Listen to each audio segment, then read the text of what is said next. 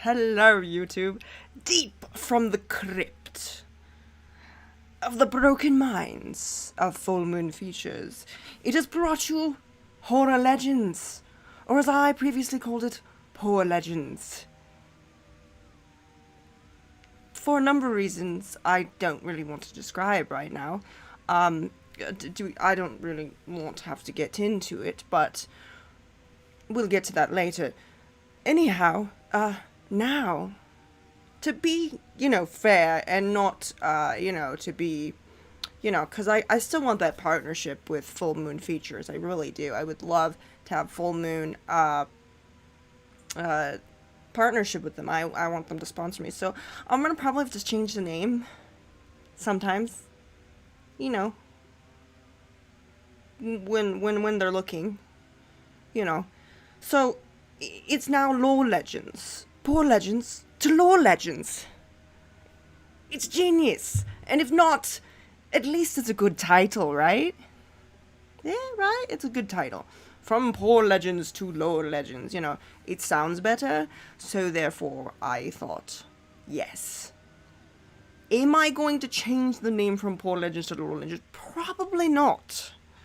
But, good title. Good title. That's the main thing. So, I'm very excited. I am very excited. I've only done this for, maybe... I don't think it was even 5 minutes of the game. But there were expansions with this game, which is weird because there's, only one developer. I wasn't aware of this, but I'm really, really sorry if I was rude.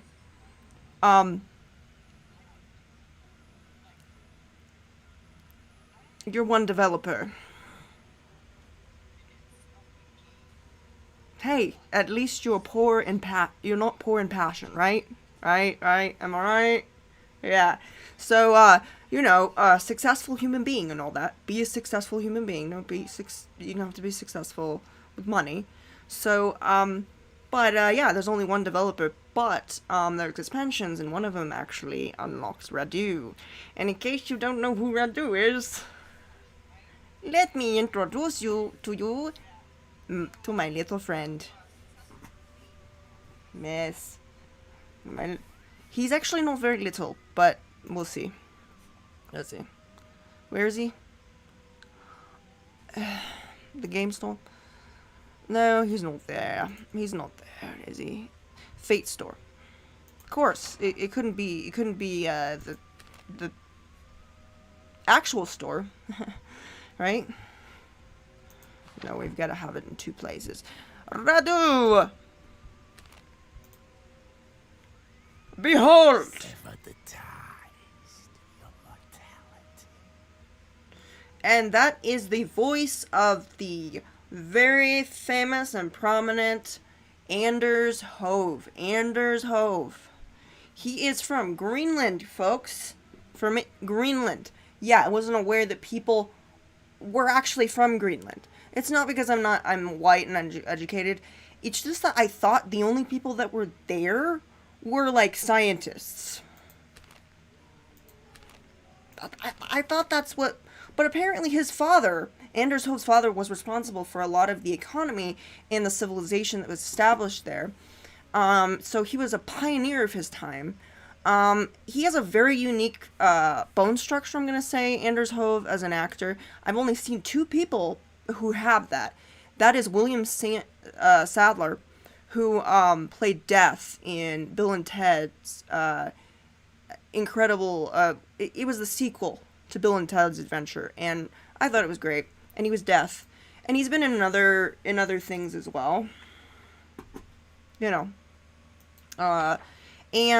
Angus Scrimm, who played his father in the first film. And that is, if you don't know who that is by recognizing him, that is Angus Scrimm, who played the tall man from Phantasm. And you have no idea how crazy I am about Phantasm. Phantasm was my introduction back into the horror world. I mean, I didn't think I was a horror fan until I watched Phantasm. I'm like, I am into this. You know, and yeah, I was. I am still into it. I mean, there's some things that just don't die. You know, they just don't. They don't die. And I like how dynamic the sound is today. It's a little distracting, but I'll deal with it. Okay. Alrighty then. We don't want to disconnect the game, no. We want this. We want this. Don't we? What do we... Oh. Oh. We wait. I forgot about that part. We actually wait for the game. Imagine that. Okay. Killer Keith is a supernatural force of rage and revenge. This is Radu. I will savor the taste of your suffering. Cool. Cool. Thanks. Thank you. At least you'll have a good time. Somebody's having a good time. If you love the taste of my suffering, somebody's having a good time, so that's a bonus. Ew, that was not a good shot of you. Radu, I'm sorry. Is there really a good shot? I'm just curious. Is there really a good shot of him? Is that a thing? Is that a thing? I know this is totally unprofessional, but I'm not a professional, so I'm like gonna say, anybody that is in the audience right now, anybody that's watching, is the sound too loud? Because I feel that it is blasting. I feel it's blasting in my ear. Like it feels like it's all around me. I mean, I don't even have surround sound right now, and I'm feeling it. I'm feeling it. I really am. I'm just saying. But it might just be, you know, the fact that, you know, my headphones are just so awesome. Okay, you know. Apparently I'm not hitting her. How weird.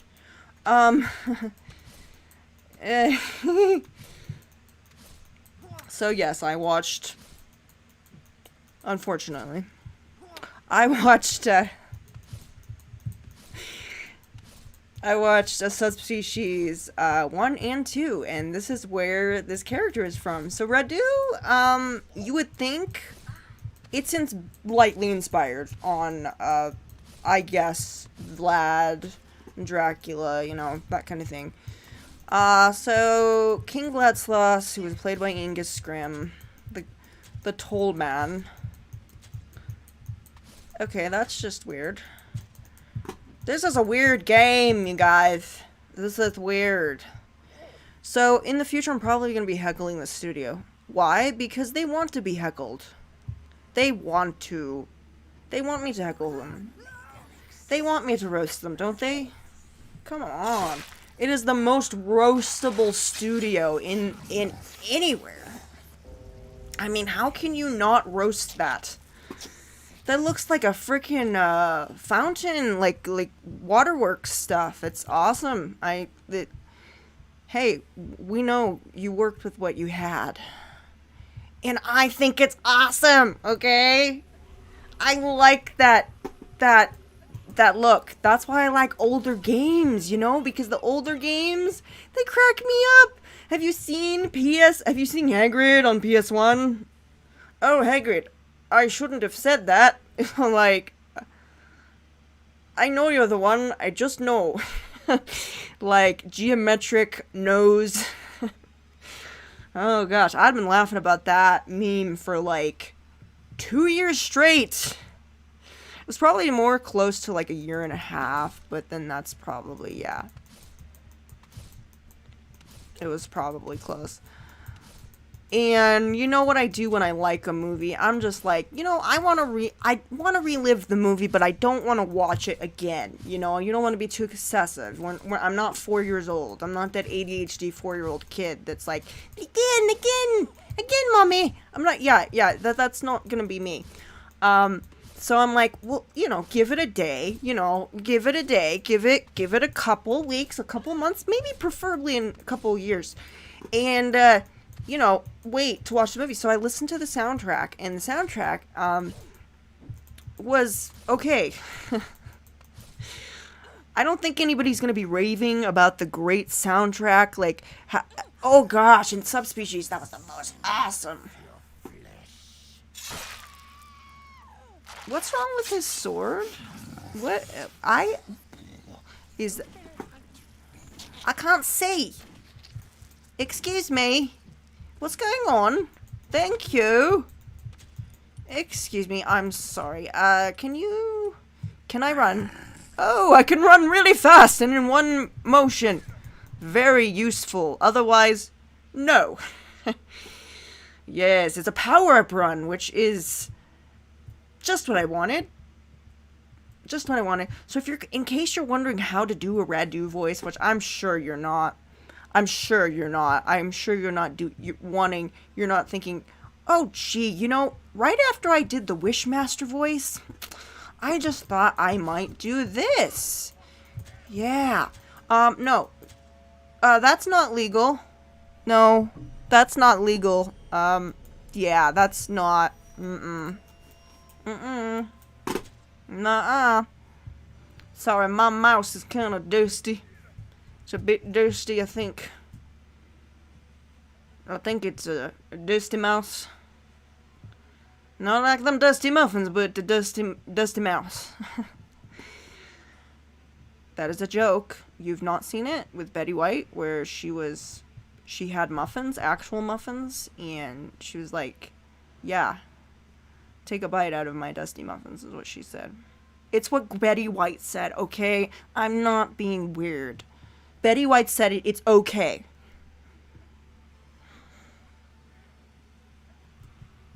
Well, you down there? Ah, okay, well, how do I, okay. Like that? Okay, yeah. Now, oh. I sound like Jeff Goldblum today. So, how you do the voice is very simple. You make it, excuse me. You do the tall man. So just like, you know that little thing you have in the back of your throat. You know, you do that. And then after that, you kind of make it whisper and snarl a little bit. So you're like, and you're kind of, and then it's coming together. Doesn't sound pretty. And then, you know, you can kind of experiment with that a little bit. And also, Radu does whisper. He kind of does whisper sometimes, yeah. He whispers sometimes. Because, well, first of all, you gotta save your voice. So you gotta do the raspy kind of thing. So it's a very raspy version of Tall Man from Phantasm. It's not quite as gravelly as Wishmaster. That is really down there. That is a golem. Yeah, that's down there. We don't want to do that. I don't think we're ready for that. But yeah, definitely drinking something kind of phlegmy does really help. Yeah. I can't go through there. Oh, we go this way. Where you go? Where you be? Down. Oh, hi! Join the party. Hi, I was trying to kill you earlier. Yeah, I could. Apparently I have, some pretty interesting allergies here. And I was living in an area where there was a lot of wood smoke for some reason, you know. It wasn't in California. It was Washington, you know. So, you know, I was doing that. Just blowing on my mouse for good luck. No, it's dusty. Sometimes little dusties, they get in works. Excuse me, Psychotech, but that's not very pleasant. That's rude. That's really rude. Is it just me, or... Well, that was a lag. It was lagging. Imagine that. Imagine I knew where I was and what I was doing. I don't know. Imagine I knew what I was doing. Do I ever know what I'm doing? I think these gamers come on here, they're like, I know exactly what I'm doing, which is why I say that so often, because I'm like, when I obviously don't know what I'm doing, like when someone says, no, that's your right, don't, no, the other left, and you're like, and I was like, oh yeah, I know exactly what I'm doing, I know, then why are you all the way over here? Oh, how could I have known that? How could I have not known I was going in the wrong direction? I mean, how could I have... They're like, the map? I'm like, oh, yeah. Oh, the map!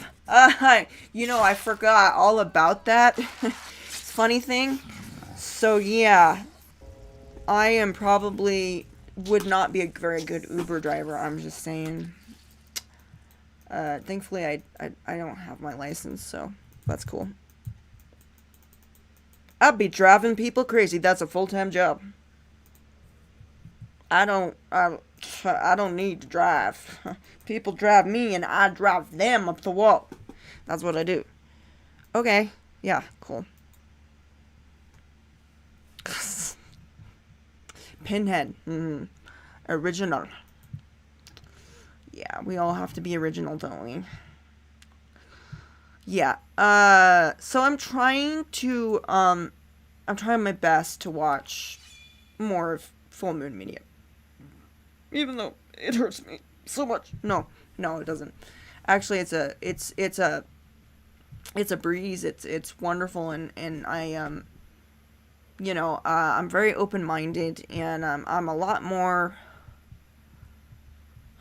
accepting, especially of people and how they express themselves. And, you know, I thought, you know, I used to live in a bubble, and I used to be like, you know, going out of the house and going, oh my goodness, you should have seen me. Oh my gosh, I was at Burger King, and you know, like, sheltered little girl that I was like 26 at the time, but you know, so I was like going on there, and I was like, oh my gosh, and like when it came out of Burger King, and I was like, they've got touchscreen, and my aunt's like, yeah, yeah, but you could touch the screen, and it like has all of these different flavors, and then the drink comes out, and my aunt kind of smiled at me, and she went,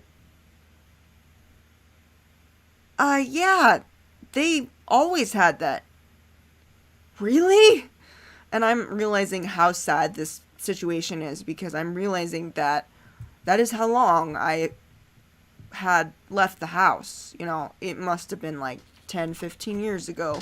And I'm like, not sure who you are. Stop it. That is very rude. So in case you're wondering who Radu is a peeping Tom, okay? He's obsessed with women. He is kind of the guy that looks through the window, you know? He has a good time, that's for sure, but he gets a little bit more ridiculous as he goes along. I'm not going to go into full description of what that includes. You're going to have to watch it yourself. I'm not going to sit here and describe things to you. I'm not the video descriptive service, okay? That's not what I do. Plus, I would like for you to just, like, enjoy it for yourself, you know, alone in your room, maybe, you know, lights down low, it's night, nobody's around, and you're being like, you know what, I'm gonna leave this on. I'm gonna leave this on until you get tired and then fall asleep to it, like I did. Not because it was boring. Oh, it was far from boring. It was exciting. But because it was relaxing, actually. I'm sorry, I'm not very scared of, okay, first of all, This is taking a long time. There's something better about this, and I don't know what it is. There's something really cool. The graphics are better. Am I just seeing things? Something is better. The speed. Something about you has changed. Mind approaches. Yeah, there you go. I just did it. Excuse me. That's kind of a rough voice to do. But, okay. Anders Hove did it. He did it. He did it. They did it. Okay, wait. Did I leave somebody around here? Hello? Hello? I can hear you. No, you're not going to get your friends. I'm sorry, you can't bring your other friend. I told her not to bring her other friends, and this is what's going to happen to your other friends. Oh, I'm sorry. I'm gonna have to take care of you.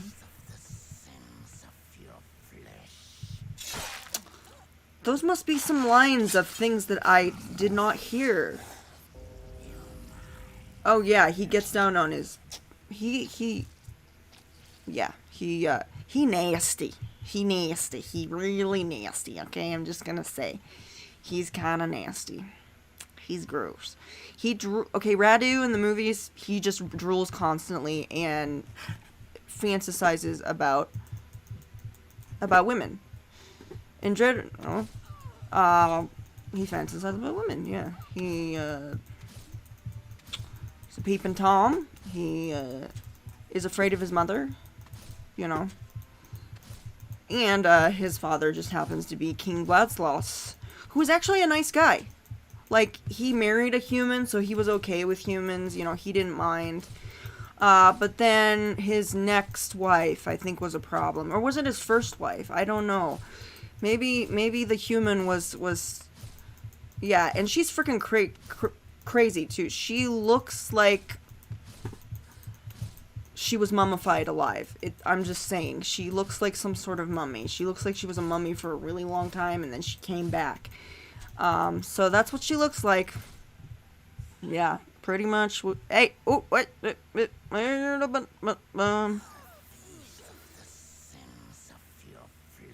Feast of the sins of your flesh. Might need to work on that one. Yes, that sound right there is for our enjoyment only. He's a vampire, okay? He's a vampire. He's a vampire. But he's a nasty vampire. He's one of the nastiest vampires. We're not talking about vampires that you might be kind of attracted to. There's nothing attractive about this guy. I'm just saying. Have you seen him? Have you seen him? Watch. There's a button that actually shows my face. There was a button. Yeah, I don't know where the button is. But, yeah.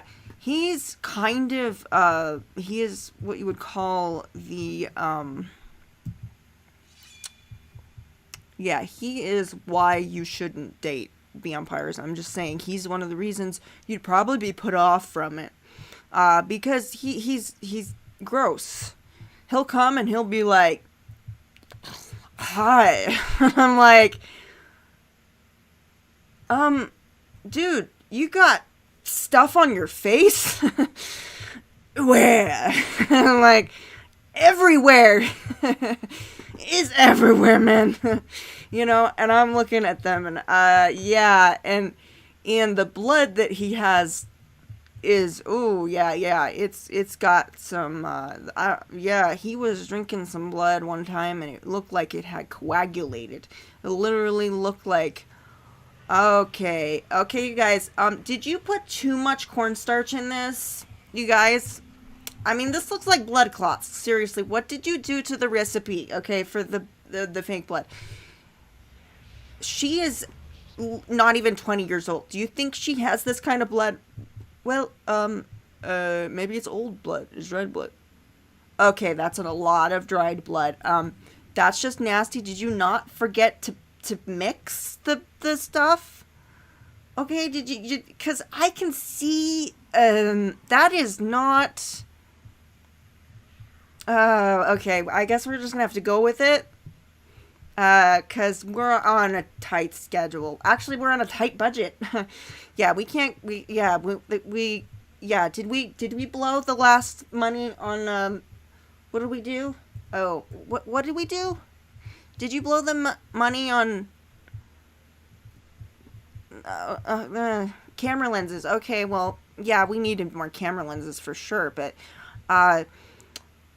yeah, this is probably not at the top of the list. Yeah. The first one kind of follows. It's like a 50-cent novel that you would see Fabio on the cover for. It was just like, I must go! Like, Stefan is just so ridiculous. He's like, I must go! I must get away! I must not see you! I mustn't. I'm like, okay, everything is a must with you, isn't it? And, yeah, the dialogue was very old-fashioned. But, hey, I kind of use old-fashioned language when I'm viewing fan fiction, so I can't really say that I am... but I am appreciatively roasting it. I'm going to say that I'm appreciatively roasting any of this stuff. I adore Full Moon Features, and if any of you work for Full Moon Features, you are amazing and awesome, and I love the work that you do, even when it's kitschy and cheesy, as fuck. I love it, because it is what makes Full Moon Feature the way it is. That's why I love it. It's gross, it's gory, it's the dialogue, the acting, whatever you're doing right now, and it's on purpose, obviously, you're doing it right. You're doing it right. You are success. You are successful. I don't care if you don't pull in, your billions of dollars like everybody else, but you do what you do, and you're successful, and you're inspiring other people to be successful, like me. Doing this, you have made this so enjoyable. If you're whoever you are, the developer that's out there, it is amazing. I'm sorry if I said poor Legends, okay? I'm really sorry if I said that. It's not poor in any fashion. It really is. I think the quality that it has just reminds me of just an old graphics game, and I like that. I love old graphics because it's, they're not trying to be. And I think that's one of the reasons is we are so worried about things being anatomically correct, We have to have the blood look a certain way. We have to have the voices in just the right way. And we're so caught up in that. And I mean, have you seen older games? Older games are hilarious because it's just the faces, the faces are either just goofy or they just, obviously that wouldn't be on a real face, you have to look at that, but it's a game, and we get so hooked up on that, and I think that's one of the reasons is, there was just a time where we just didn't worry about it. We didn't worry about things like that. We didn't say, so I was, on my Twitter the other day, and, that's not correct, nobody's face looks like that. Obviously, so I think we should, make some major facelifts to this game. And then something is just lost. That's what happens with sequels, game sequels, is something's lost in it. It almost looks too good. It's almost like, oh, wow. Now I really feel shitty because look at this. Why does my GTA character look fucking better than I do in the morning? Why? Yeah, you're getting intimidated by a character. You're looking at them and they're like, I'm just saying, my prom picture was better. How can that be? Hey, her. Oh, I can just kill him. I can just one-shot him. Good.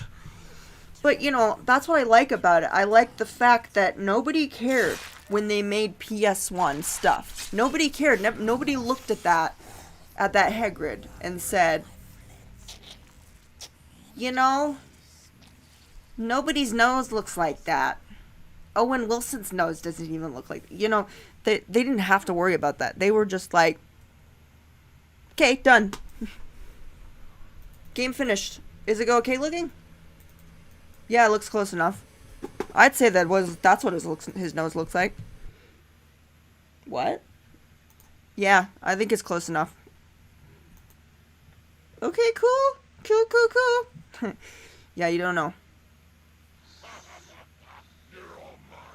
So this is one of my favorite ones, besides Radu, he is working really smoothly. He's a very good character. I would have to say that he's probably one of my favorites now. He's fantastic. Oh, thank you for the heart, Timothy. Thank you. Thank you. Like how his one eye is just kind of, you know, he's just one eye. I'm one eye Jack. You know, he's kind of got, he's partially blind. Give him a break, okay? He's partially blind. He has a disability. Please don't make fun of him. Because we don't make fun of disabilities, you know. Even though Matt Rife does it all the time, but, you know, I'm not a stand-up comedian. I'm just a gamer. Yeah, here we go. No, we're not gonna... No. There are things to joke about. And there's certain things that you just don't want to get in trouble for. You don't want to get in trouble for making certain jokes, okay? There's just ain't a story. Ain't a story there. That is such a pretty shape. It reminds me of a neon sign. I would really like a neon sign to put on my wall. And, I always loved neon. Neon's just cool to me. Neon's just so, it's lovely. And nobody does it. They don't do it like they used to, you know. They don't do it like they used to. You're not just gonna leave me here, are you? I love it how she just like... So the only thing about doing this is that she goes 3 feet away from me, which means I have to catch up with her. Which makes it a little bit difficult, you know, because it kind of, the force of it. I get it. That's aerodynamic. That is, not aerodynamic, but that's, I guess, I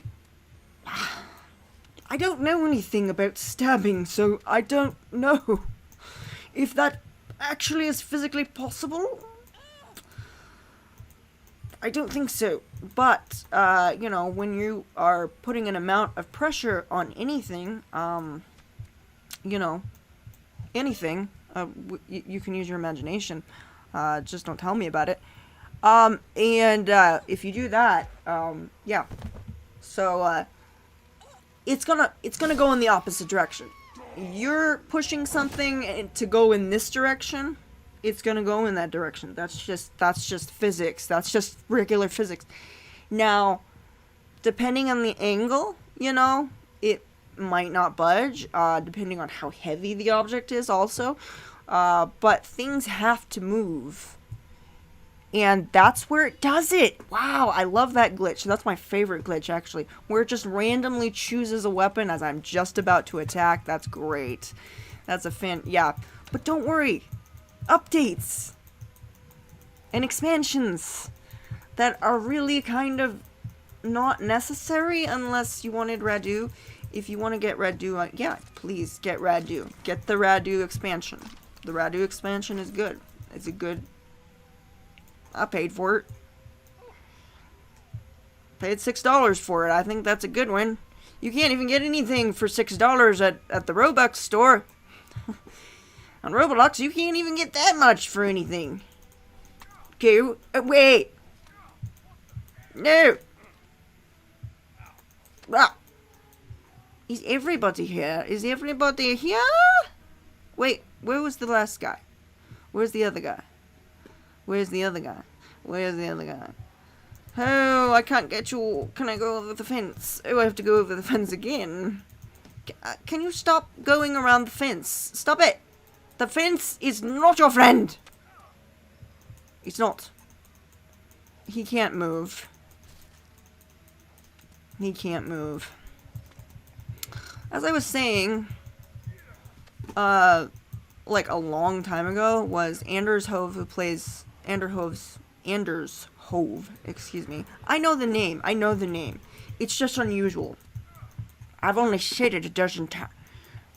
Half a dozen times. I have to memorize it, overanalyze it, and then I gotta say it. That helps. And when I do that, I can take over the world. I don't know. Oh, I'm sorry. I was trying to hit the other guy. Sorry. I hope not? So by the way, when you're doing this, you can't actually, I think that's like a, it's not interruptible. It's eruptible. It's, I just made myself a new word. It's not, you can't interrupt it, okay? It's like one of those things, there are exceptions in some games, but not in this. But Anders Hove, yeah, he has a very unusual face, and as I said, Angus Scrimm and William Sadler are the only two people that I know that have that face. It's like a long face, and there are these very, definable lines on, it's like they have jowls, but it's different. Kind of similar to Willem Dafoe. Which, Willem Dafoe, oh gosh, he has a very unusual face. Like, there's no way that anywhere where I could just, like, go over there and say, oh, it's Steve Buscemi. No, it doesn't look like, in aspects, yes. But immediately I would know. I would look at this person and I would say, that's Willem Dafoe. It's not one of those people that you would mix up with someone else. But not too long ago, I saw the trailer for the new subspecies. I believe it's the 5th or the 6th one, and very interesting. He looked just like Angus Scrimm. I'm like, Angus Scrimm? Is that you? And he had passed away. He's passed away. He was 89 in 2016. He made one last movie. For Phantasm. It was Phantasm Ravager. It was horrible. It was awful. But I watched it. Very excited to watch it. I was disappointed, but, I am so glad that they made it, because that was, for them, I really had appreciation for it, because, oh, thank you so much for the share.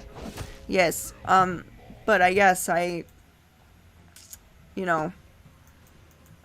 he was a dear old man, Angus Scrimm, and that wasn't really his name. He had a teacher who was a drama teacher that had, I guess, been sort of a mentor to him, and he didn't want people to know that he was in low-budget horror movies, even though that he was a huge fan, but these were low, and I mean low rider. So, and yeah, the Phantasm was not the greatest movie. It was literally, the whole movie cost anywhere from $3,000 to $30,000. Yeah, literally his dad gave him,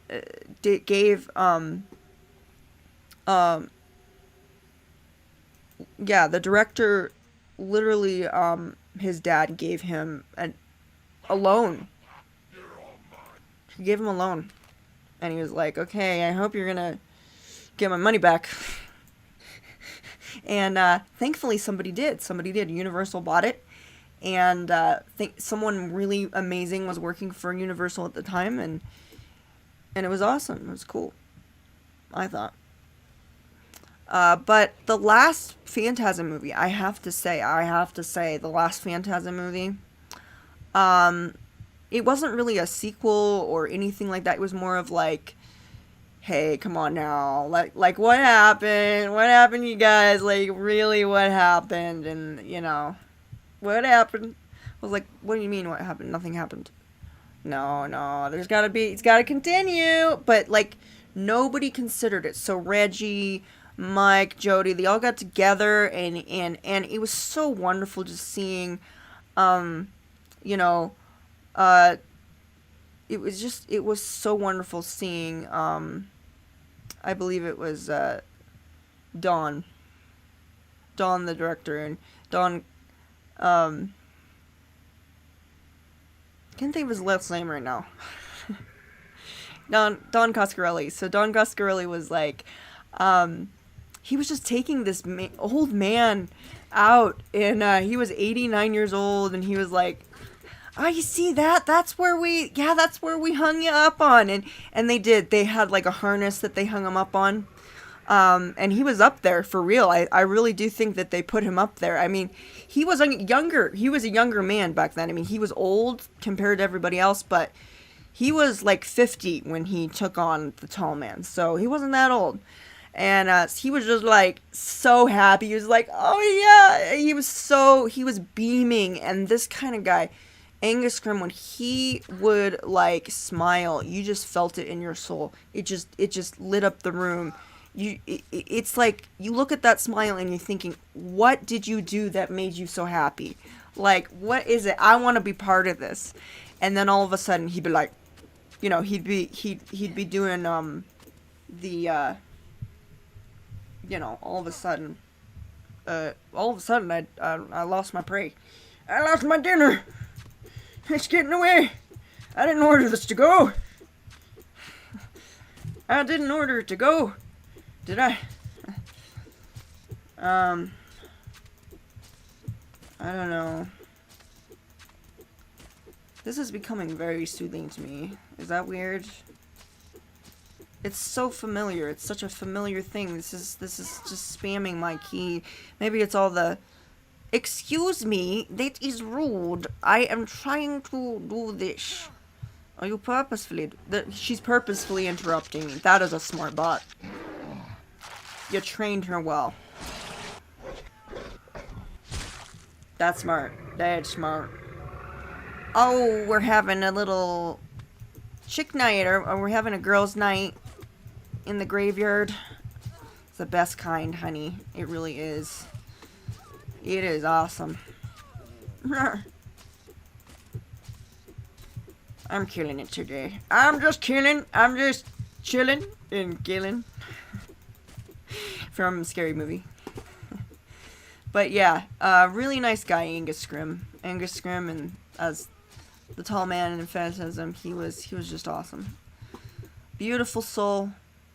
Was a beautiful soul. Where are you? Did you fall off? Yeah, I think you did. Can hear ya. I can hear ya. I can hear ya. I was gonna. Wait, where'd you go? Seriously, where'd you go? Okay. Killed one of them. I killed one of them. And yeah, this game isn't finished. It's really simple and it's kind of easy. It's kind of a no-brainer. You could literally just watch it with a bag of Doritos. But you know what? It's not as bad as Sims, okay? Just remember, it's not as bad.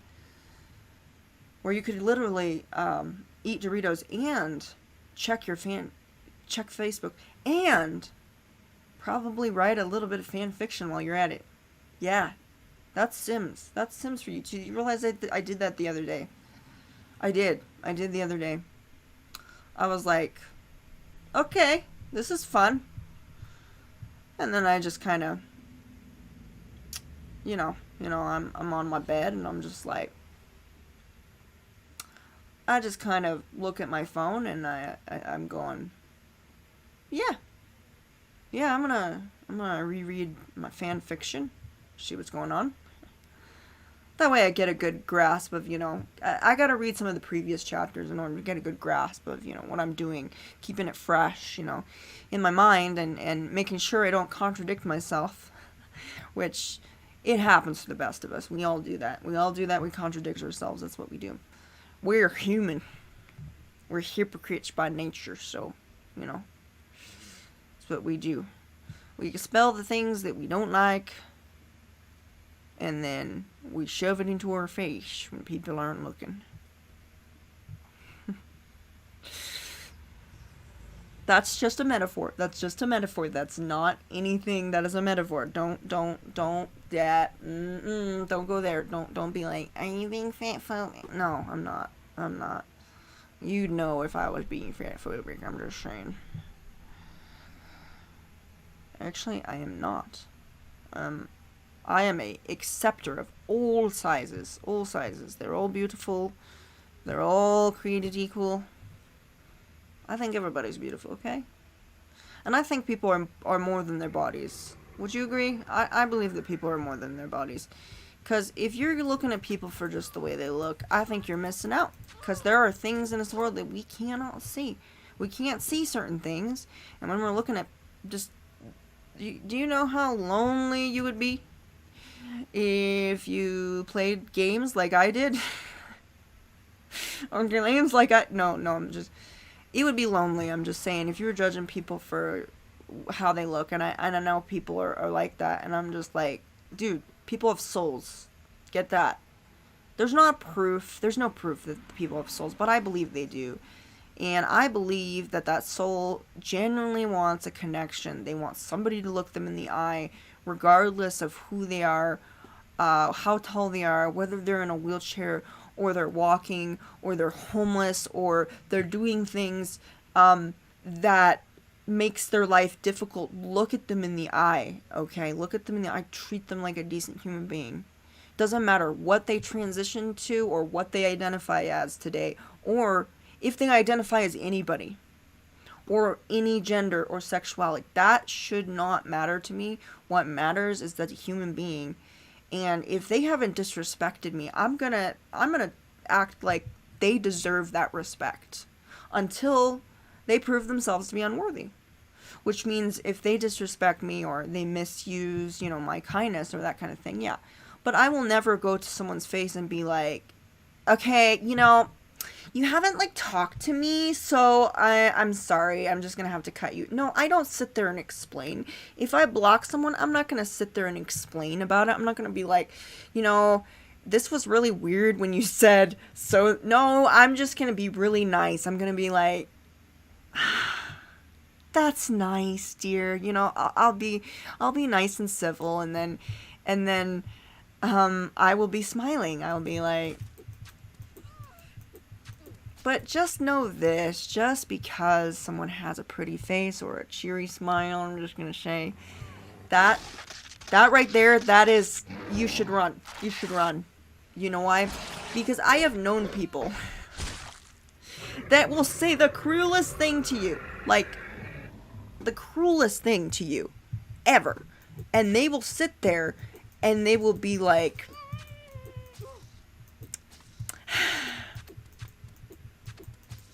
that would be really nice if, yeah, if you had the body type for that. You know how women do that. Women do it constantly. And then men are just, surprised. They're like, what?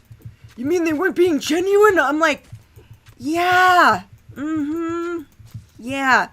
Pretty face does not equal nice. It does not mean, that doesn't mean nice. And smile does not mean happy. It does not mean happy. It can mean, I'm gonna be so happy when you're gone. That can happen. So do not trust a pretty face or a pretty smile, I'm just saying. Or anything, don't trust that. Because I'm going to tell you, that woman might be actually smiling as she buries you, as she pushes you off the cliff and buries you. I'm just saying, that could be the reason. If she's smiling at you, that doesn't mean she likes you. It could mean that she's imagining you on fire. I mean, there's some really psychotic people, and guess what? They are gorgeous, But you think, oh, she's, she's so hot, But the main thing of it is like if there's a beautiful woman out there and she's single, not with anybody, there's probably a reason, and I would tread very carefully. I'm just saying that is really.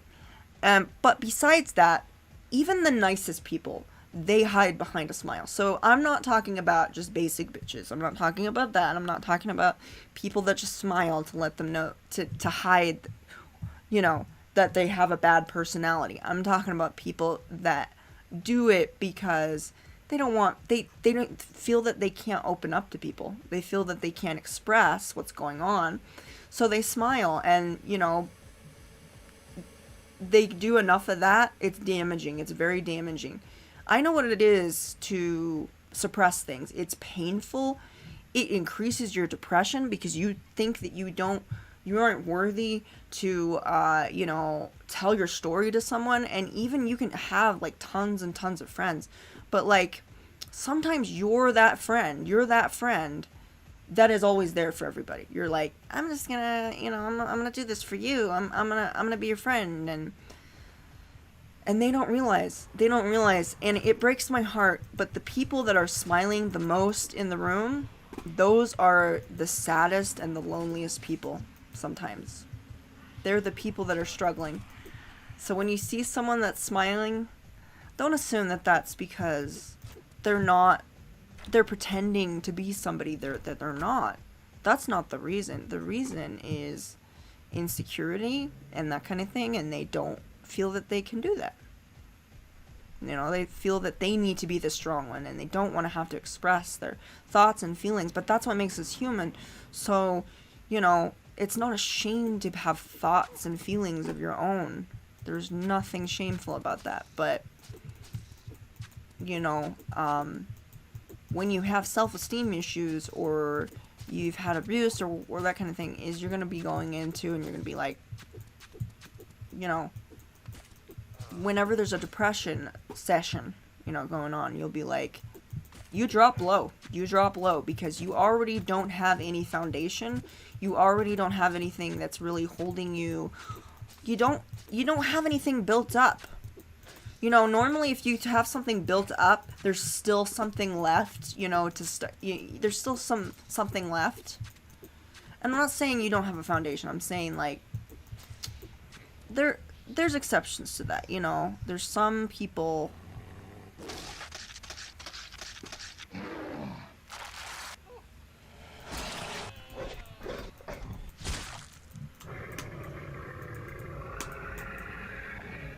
I'm saying you just you can't judge people for the way they look, their expression, their tone of voice, how they're living their life, what job they have, what sexuality they have, what gender they have. You can't judge them.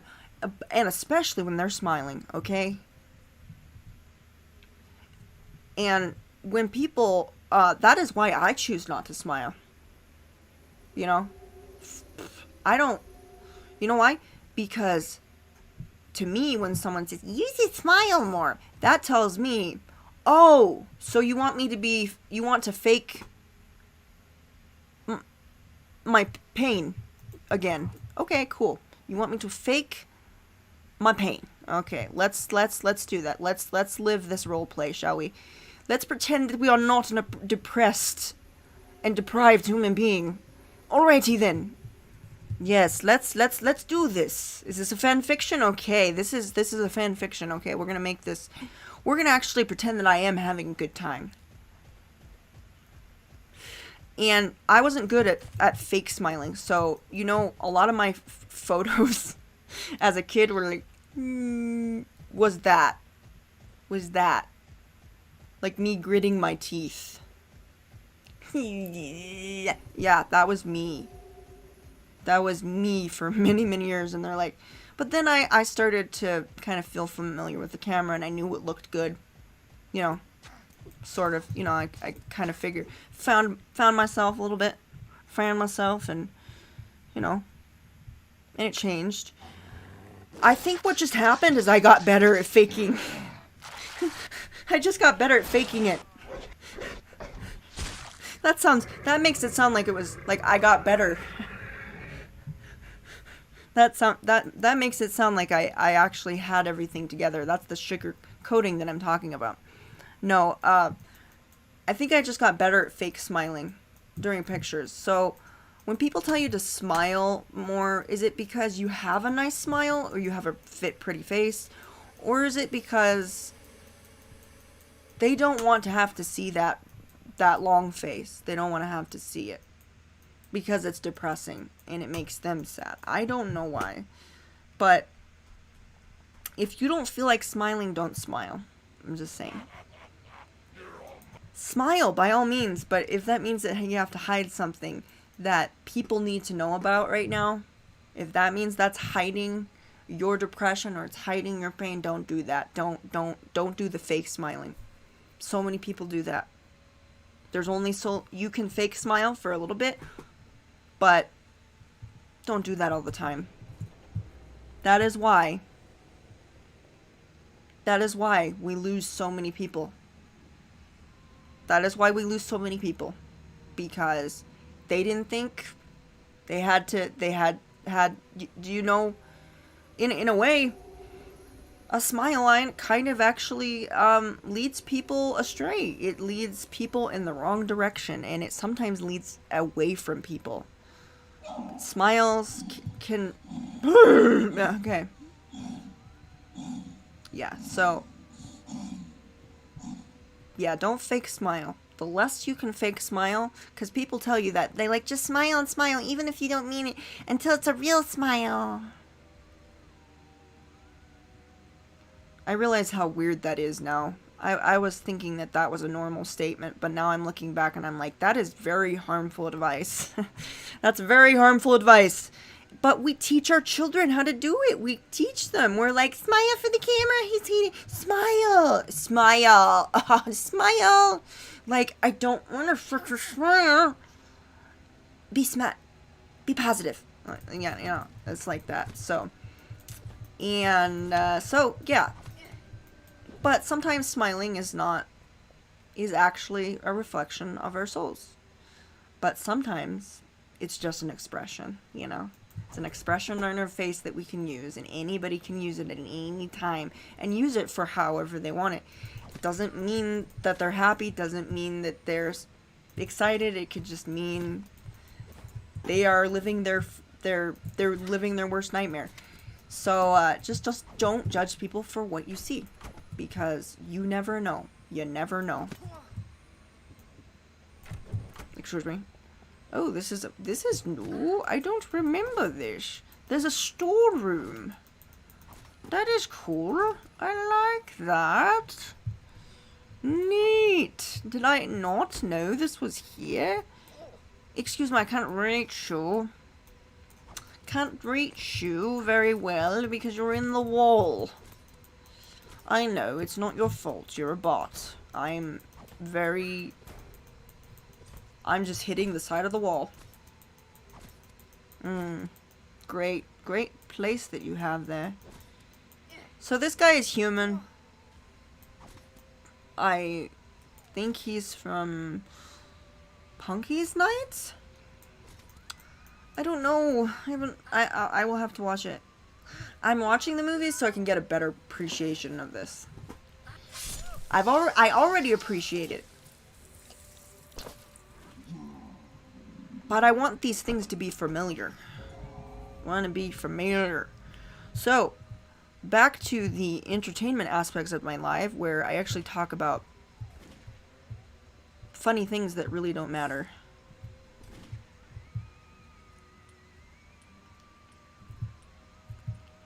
We're done with the TED Talk segment of our live. Thank you. Thank you very much. Why, you're welcome. You're welcome. Do you ever talk to yourself? I talk to myself, you know. Can you stop shooting me? It's kind of getting old. It's getting old. It's almost like he's, kind of making, like, chicken sounds or something. Do-do-do-do.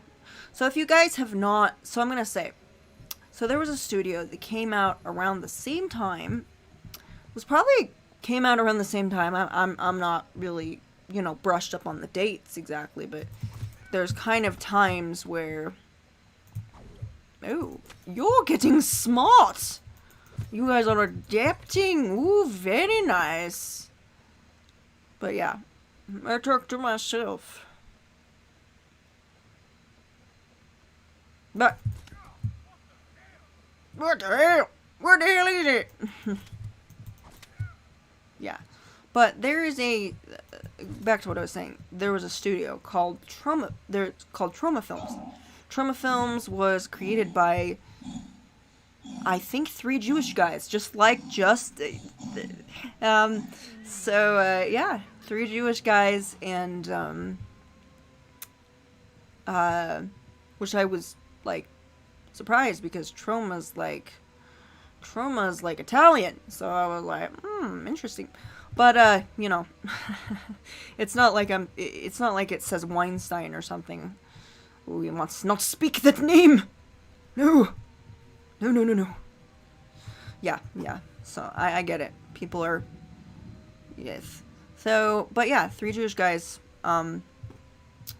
created Troma Films, and Troma Films have come up with Nukem High, Toxic Avenger, Cannibal the Musical, and yes, Cannibal the Musical. I those words actually came out of my mouth.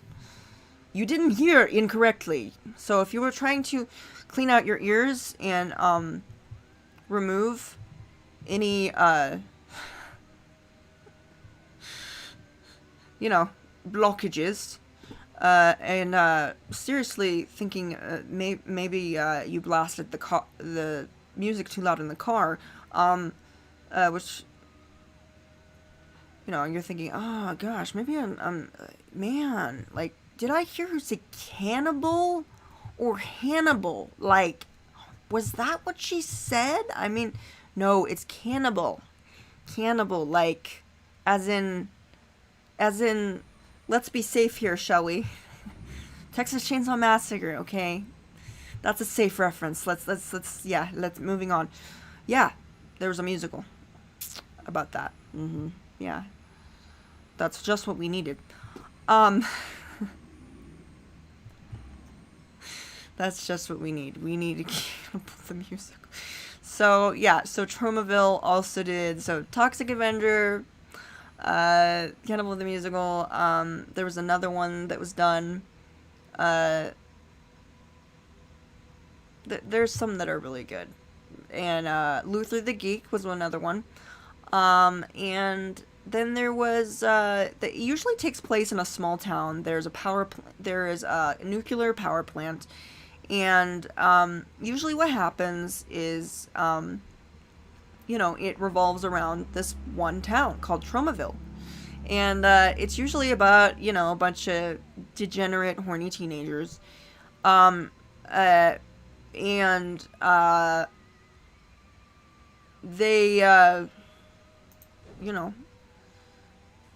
they have a good time. And, but they're usually ultra gross and gory. So if it's like a Full Moon feature, but it's even worse. So if you're looking for something a little step up from Full Moon features, try a Troma film. Yeah, they have an app too, and the app is horrible. I was real excited. I actually signed up for it. I paid for it. I actually entered my card number and said, sure, why not charge me $8 a month for this? So I did, and I looked at it, and this is what I shouldn't have done. I was just so beside myself. I'm not usually that impulsive, but I was just so beside myself. I just thought to myself, I gotta get me some Troma films, and so I did.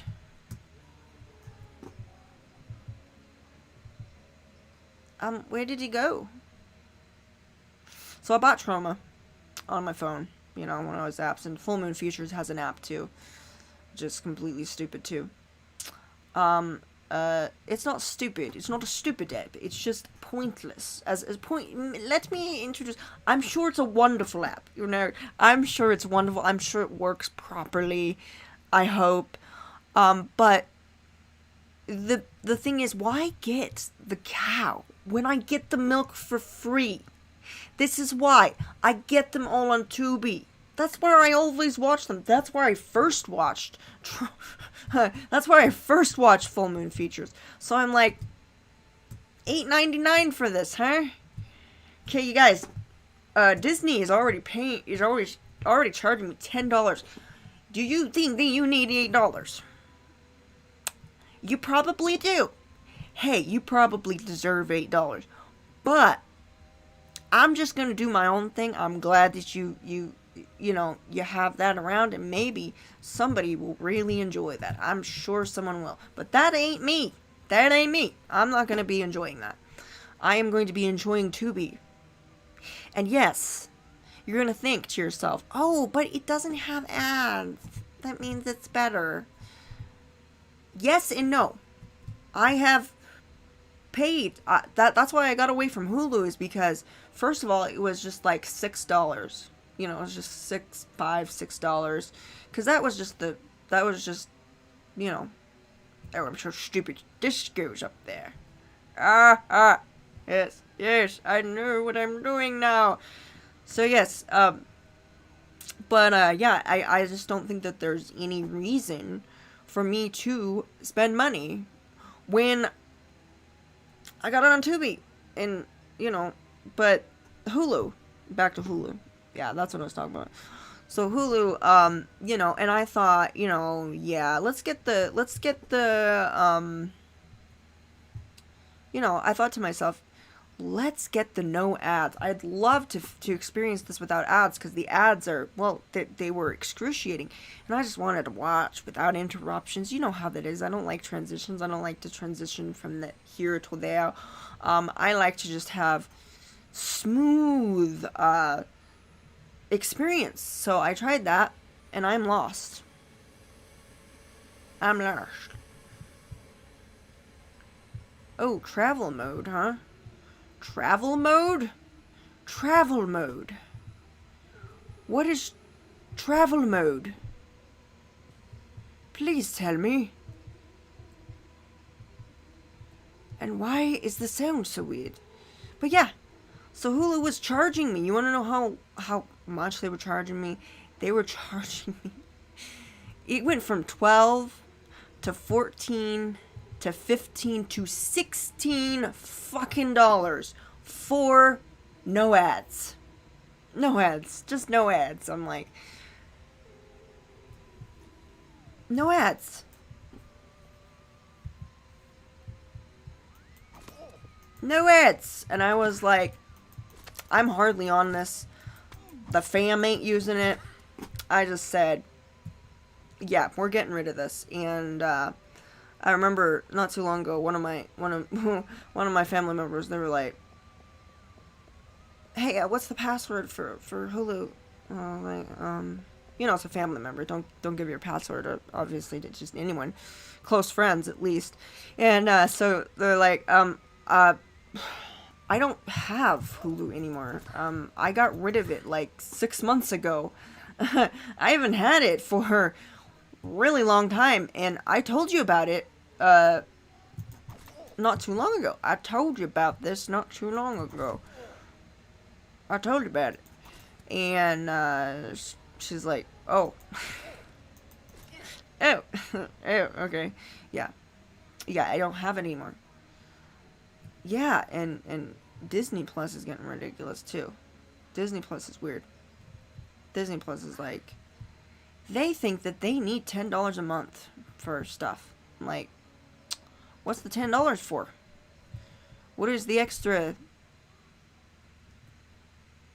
What's the extra $4 for? Huh? What are you doing with an extra $4 from everybody's pockets? I'm just wondering. Like, is that for your laundry? What's going on? You need spare change for something? What is going on? You're a multi-billionaire company. Oh, it's the tax. Tax for what? Tax for what? The lawsuits? Is it a lawsuit tax? Because 2 people have already sued their ass several times. And I'm not even gonna get started with Netflix. Netflix is horrible. They've been... Do you know, they had, believe it or not, So, you know, there was this show called The Chilling Adventures of Sabrina, and it was a very popular show. I don't really care to watch it. It's not really my thing. You know, not that I don't like dark content. It's just a little too dark for me. You know, that seems kind of funny after seeing what I'm doing right now. But it just isn't my thing. And I am a big fan of the original Sabrina.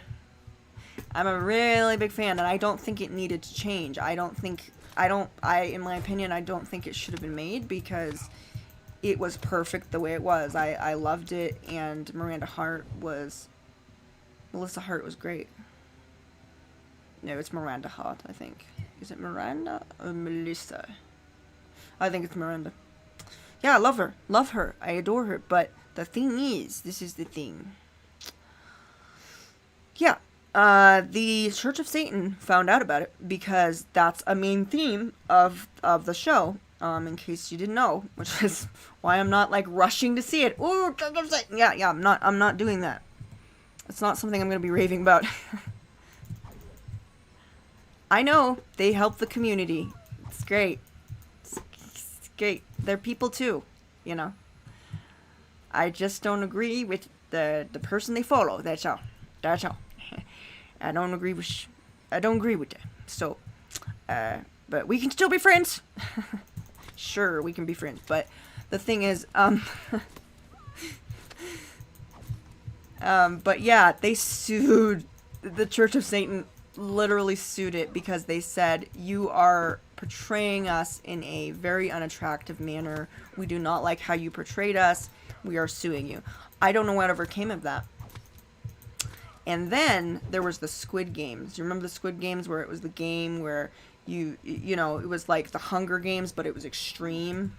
It was extreme. It was like extreme stuff.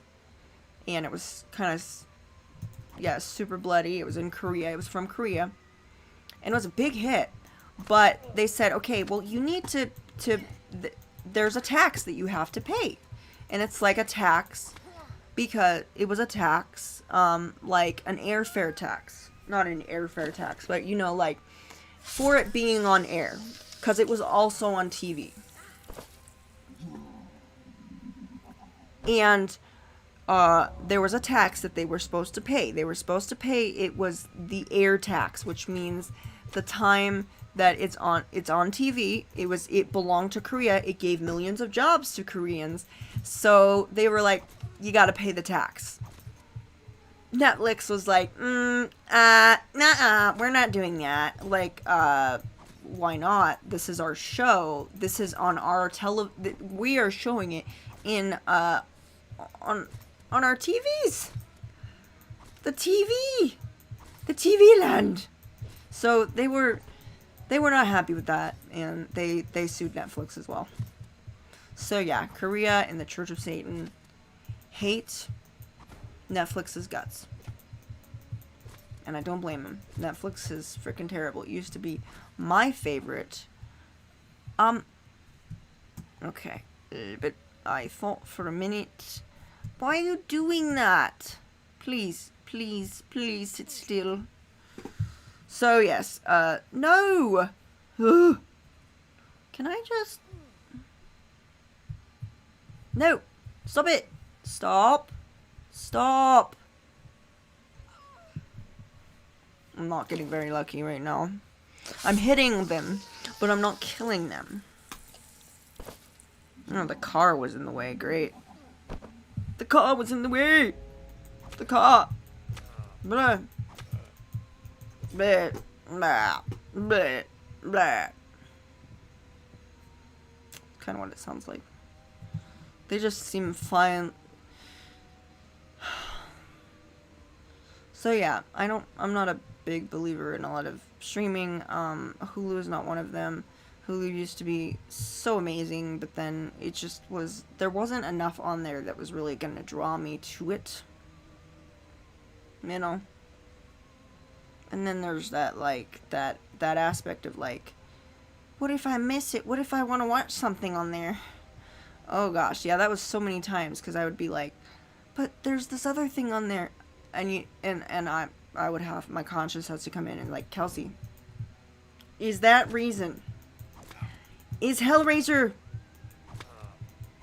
the new generation really worth keeping Hulu for another month? I thought about that real hard. I was like, no. That's your answer. I was like, okay. Can I do it again? And I was looking it up. I was like, will my account disappear completely if I don't do this? What the Oh, no. Oh, no. I thought he disappeared. I thought he disappeared. Because that's been happening.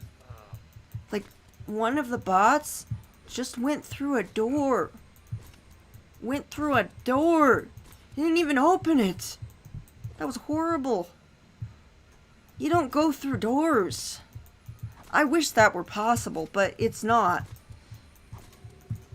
Apparently it is in this game. Hey, just go up here. Go up here. In a trash can, in garbage. Oh, don't go in the garbage now. Hey, don't go in the garbage. No, don't go in the garbage. Please, please, please, don't go in the garbage. Oh, that was dramatic. I didn't remember it being shooting that fast. Ouch. Didn't realize the blood was that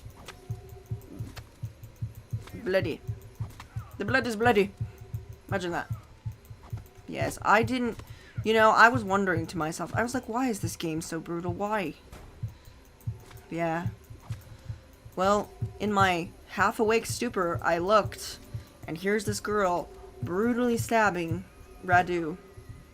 Michelle just poking in his eye, doing everything, just stabbing him.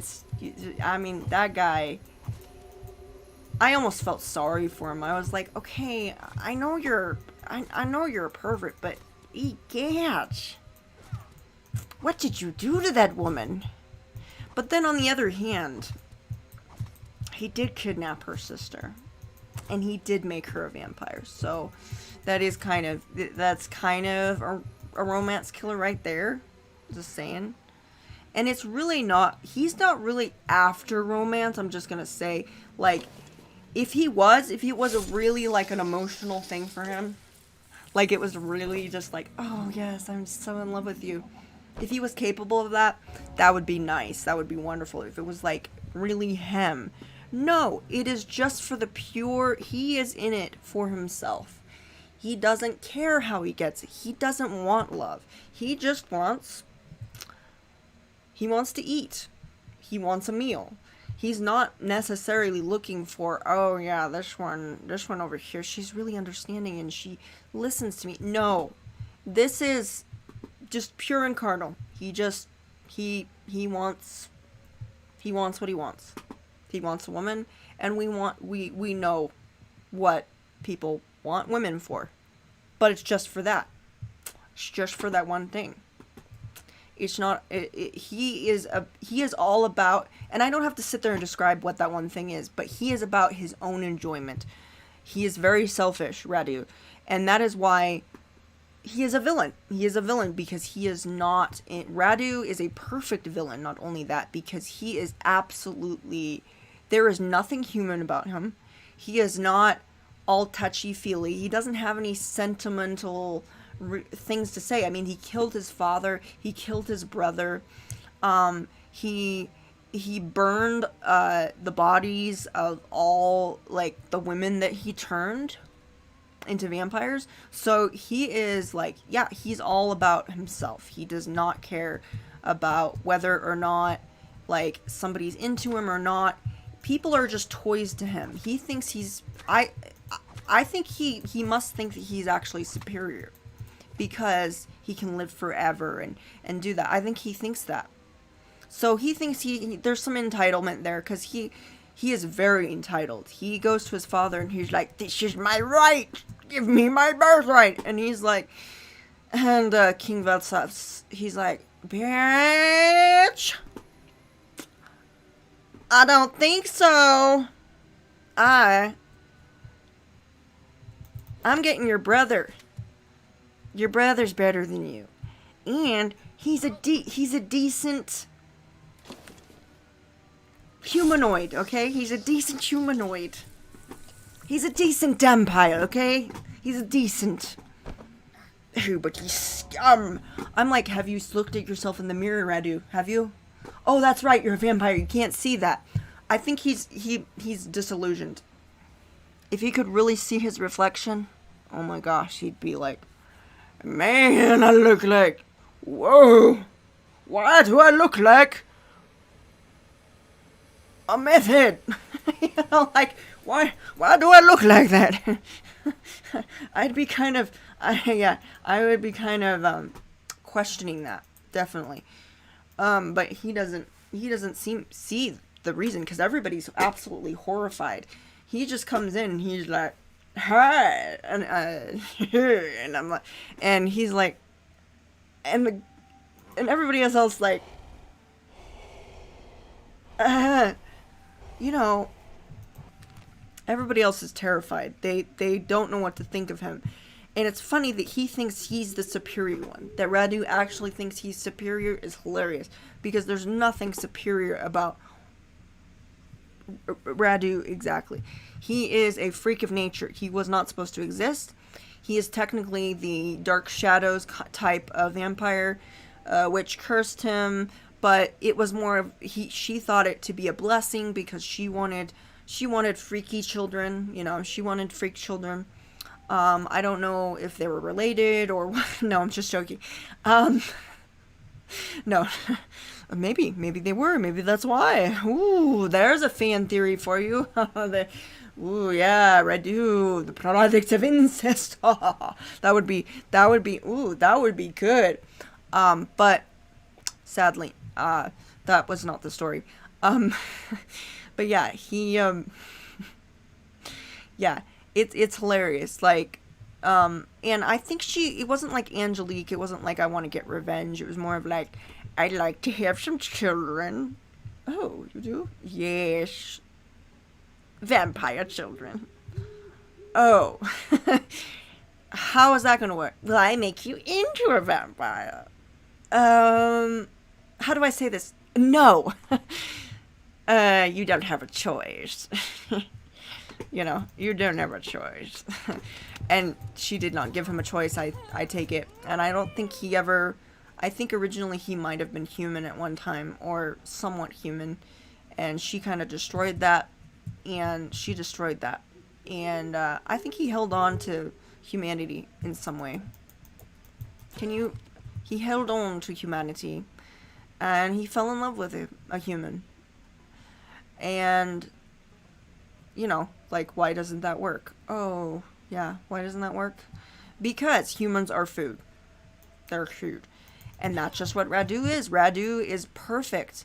That's what makes a good villain. A good villain is not somebody... I mean, we have good villains that we love because they are relatable, but a good villain isn't relatable. And this is why. When you have a story, like... I mean, how many times have you sat there during a true crime documentary and said, "Oh yeah, I totally would have done that." I mean, I wouldn't have done that, gone that far. But yeah, I guess, you know, if circumstances were different, yeah, I totally would. No, you don't sit there. You don't sit there and do that. Especially, you don't say it out loud. If you do, you don't tell anybody about it. But it's the same with a villain. A villain, you do not need to relate to. It's nice when you do. Sometimes you see yourself in a villain and you love the villain because it's like so much like you. If, you know, and it's so much like you if you had made different choices, or... and it's weird because you had the same experiences as that villain. That's great. That's a great villain. But a perfect villain is one you cannot get your mind wrapped around. You're like, why are you doing this? Why am I doing this? Because I'm a bad person.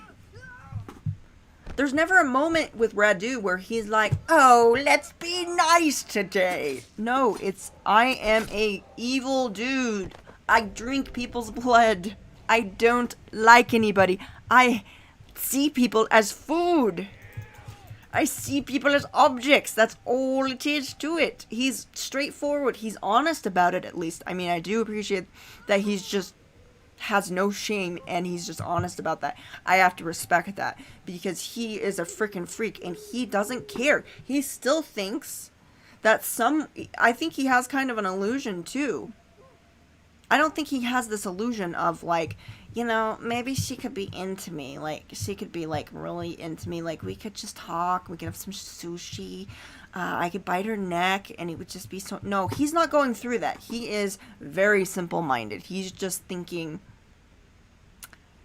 okay, how am I gonna get laid? Oh wait. It's never about like,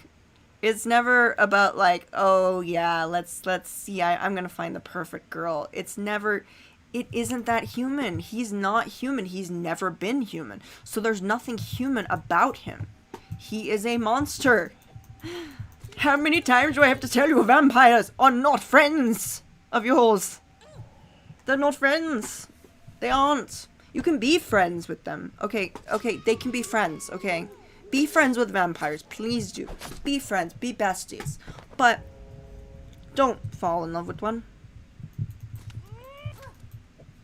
Don't marry one. Don't get into a relationship with one.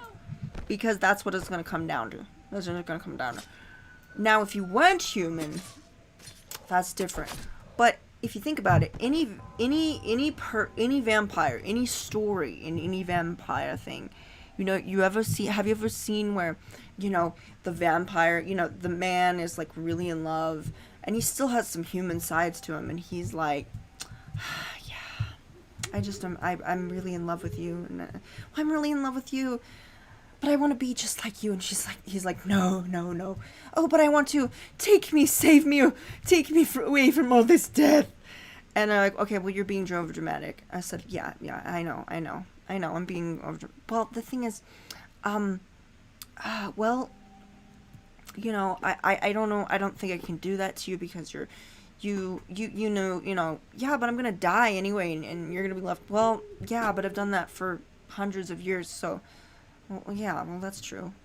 But like, and then that's the end of the story. That they're just like, okay, let's just remain friends. Is there ever a story like that? No, it's always this slow burn of them looking at one another and looking at each other and going, I really want something to happen between us. Why can't we?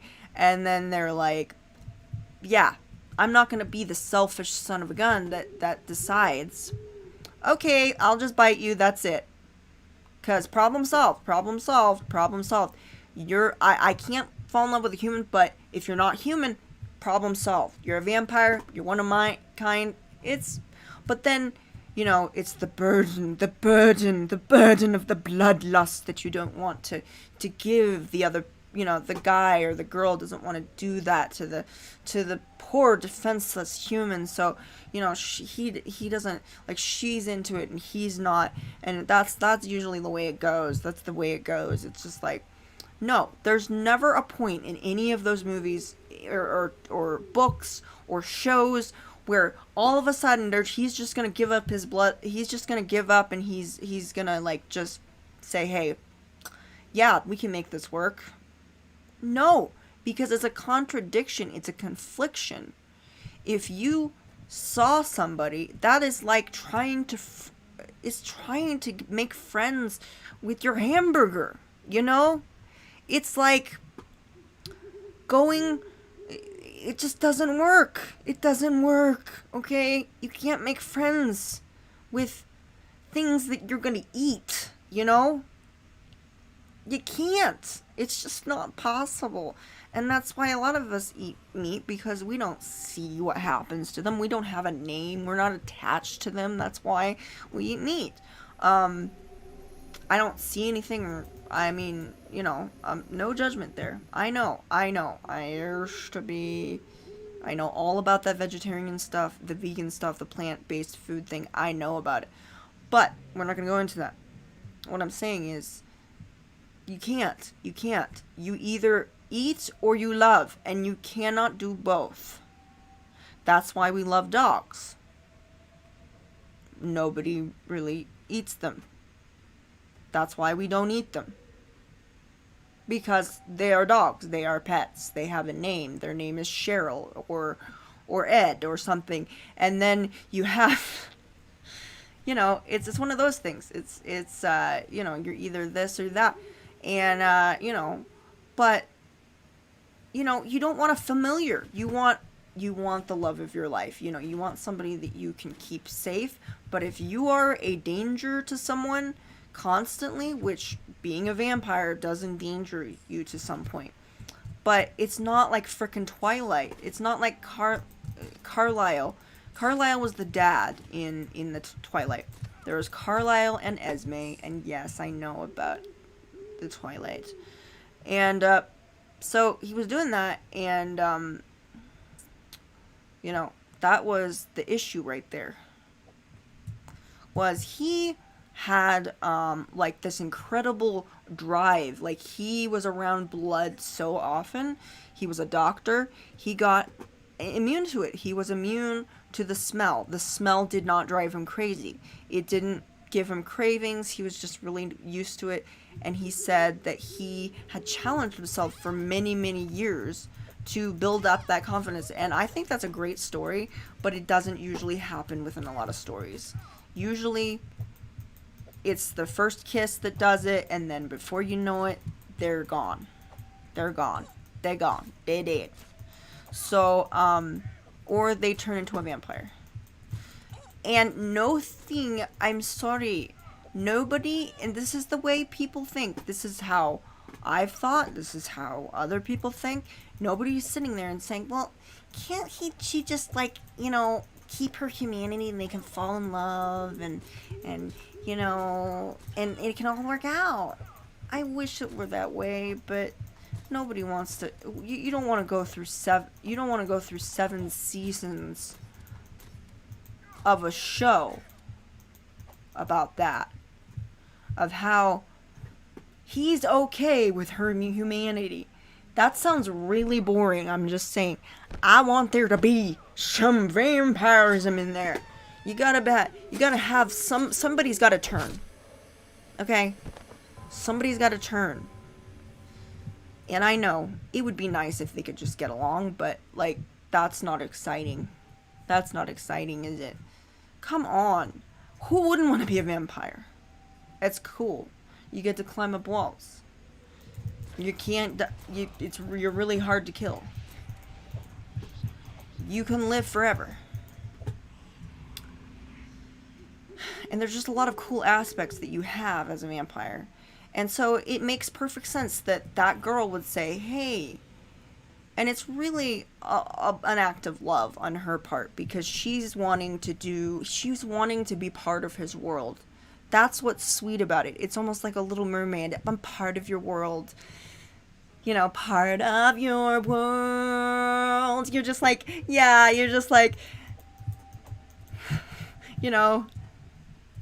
yeah, it's one of those things. It's one of those things where you could be part of someone's world. Yeah, and it's cute. It's really beautiful that you would be willing to give up everything that you know just for a guy, just for a man, just for anybody. If you could know somebody that you can sacrifice everything and they would be grateful for that, then that would be awesome. But the guy is being a gentleman. He doesn't want the love of his life to have to survive that. But then they could do it together. He could teach her how to become better. That's what I mean. It's like a growing experience. And the woman is evolving, technically, in a way. She's becoming stronger. She's no longer human. And the fact that when you fall in love with someone, always what happens is you change. You change for that person sometimes, and if that doesn't happen, it doesn't always happen. But when you're starting, it's not like after the fact. But if you love someone, you're falling in love with someone, if you're falling in love with someone, and you know, you could be like totally, you know, not into a certain thing. You know, you could totally not be into certain things, but then you meet someone that is into, like, let's say, you know, there's something, you know, let's say it's baseball, okay? You never liked baseball, okay, but you meet this guy, and, you know, and you're like, you know, you have no interest, but then he's really interested in it. So what you do is you take time of your day to watch it with him, try to get, you know, the gist of the game, because you don't necessarily know the game because you never were raised with it. So you're not like, yeah, what's this, and you ask questions, and he says, yeah, that's the pitcher, that's this is really important, and you sit there and you're totally not into it, but you're enjoying it because you're spending time with that person. And then sometimes, miraculously, you start to kind of change, and you start to see that, hey, this is actually this is not bad, this isn't bad, I like this, and it's enjoyable, and it's that because you love that person so much, that activity gets a positive reinforcement, so you get a high from it. You're like, I love being around this person. This person is my drug, and I enjoy it. And this just gives it a boost. This gives my high a boost. I can just be with that person. And, you know, you do that. You know, you can do that. And so, yeah, you change gradually. I'm not saying, like, change like the way that people want, where people like change everything about. Stop it. Stop. They keep getting in front of me. Like, they're still trying to do it. They're trying to heal. Are you trying to heal him? That would be hilarious. You're just trying to kill me. Yeah. That's so. She's a little too easy. Wait, please, wait for me.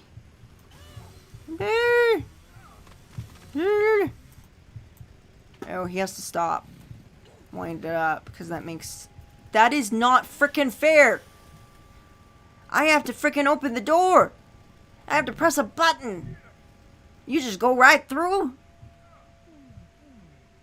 Oh, random ability. Random ability check. Random ability, fun.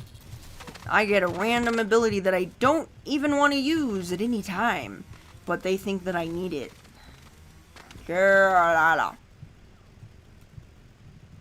That is such a mindless killing tool. It really is. It's so simple. It's just like,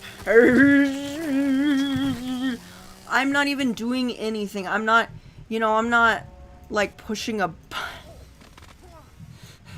I'm not holding down a button.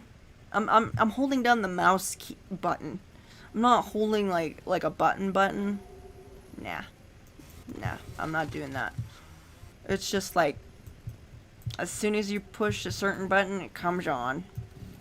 And then to make it more complicated. Wait, where are you? Oh, there you are. To make it more complicated.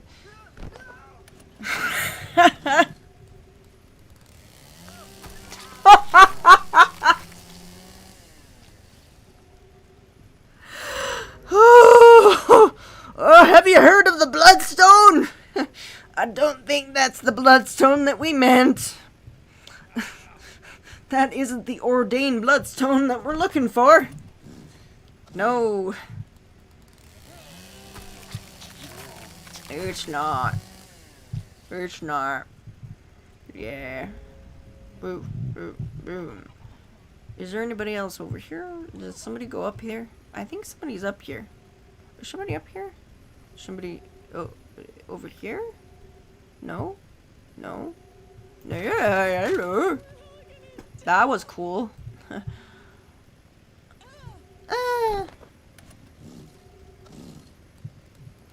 Yeah, so I'm sorry, there is no ending of any of any vampire thing where you want to have it end with, and she just remained to be a human. She was just a human for the rest of her days. She lived till she was 93, which is pretty good. Because not all their family has that longevity. No vampire story, if it involves a male and a female, and if it's that stereotypical male-female duo, you know, obviously love comes with different pairs, obviously. We know this. It's Pride Month, everybody.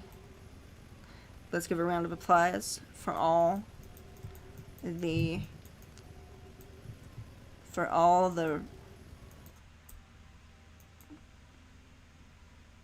what? Yeah, we should give a I come across a lot of people that were part of the LGBTQ plus community, and would like to remember a dear lost soul from a blast from the past, so to speak. I'd like to commemorate this day, like the last day of the month. It's not the last day. It's getting there. It's getting there. But I'd like to remember Steve Barton. Steve Barton was a German-American actor and singer, and he had a beautiful soul, and he was one of those people that hid behind a huge smile, and he was always smiling in all of his pictures. He was smiling in all the crowds, and he he didn't seem to have an ego that I know of, and he was in Phantom of the Opera, and he played Raoul in the Broadway production, and he was opposite of the great Michael Crawford, and I admire Michael Crawford tremendously. He is a bit of a diva himself, but he is an opera singer, so that kind of comes with the territory. So, but Steve Barton, so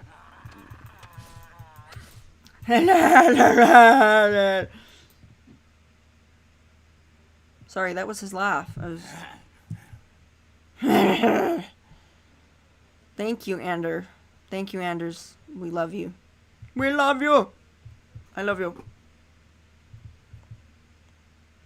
I like you. I love you in the makeup, and I love you without it. Yes. I love the person you want underneath. But yes, the great. So Steve Barton then took over as the Phantom, as Eric. You probably didn't know that the Phantom of the Opera had a name, but his name is Eric. His name is Eric. It's Eric. And so he went from Raoul to the Phantom because Michael Crawford had chronic fatigue syndrome. And chronic fatigue syndrome is not something to laugh about. It is something that a lot of people thought, they would always say, it's in your head. Well, a lot of your pain is in your head. Does that mean that PTSD is not a real thing? That's not real? So that's a really stupid thing. So, but we now recognize it. It is something that can be treated. You need a lot of rest and care, and you need to take care of yourself. And it's really hard for people like Michael Crawford because he's a workaholic. And so Steve Barton had to take over that role. And what was funny is he played Count Krolock in Dance der Vampires, the German version of Roman Polanski's film Vampire. I don't remember what it was called, but it was like a vampire movie that was done in the 70s. And that was a musical, which was written by Jim Steinman.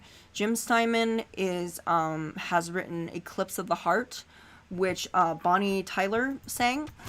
He actually handpicked her to sing it. It had been something that he had not really, he had planned, but there was really no, lyrics to it. I don't know if he had even finished it, but he, apparently, he hired a queen. And I believe Bonnie Tyler is a queen. She's a queen of rock. queen of rock ballads, baby. I think that's what she is, but awesome voice, very hoarse, love it. Love that kind. She's amazing. But yeah, Jim Steinman, and finally they got some lyrics to it, which was really cool. And those songs live rent free in my head. I'm just saying, they live rent free in my head. And you know why? Because I don't know, they just it's a very sad little story, because it's just this guy that wants connection. He wants connection.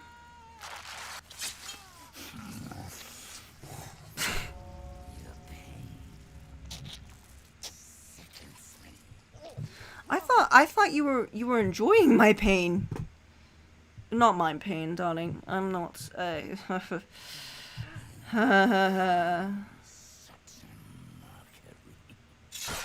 Pain. Yeah.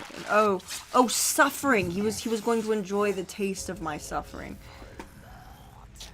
Okay, that's just a fancy way of saying that he's going to enjoy drinking their blood, which is great.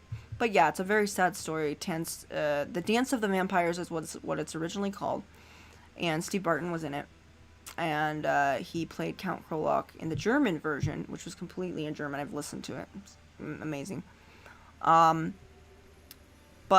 it just really touched me right here, because when I realized that, when I looked at the recording and saw him performing as Count Krolok, and looking at the emotion of his face as he's singing about how he killed everything he ever loved, and how isolated he is, and how he just wants to love someone and have someone love him in return. Like, that's all he wants. And he wants somebody that he can't destroy.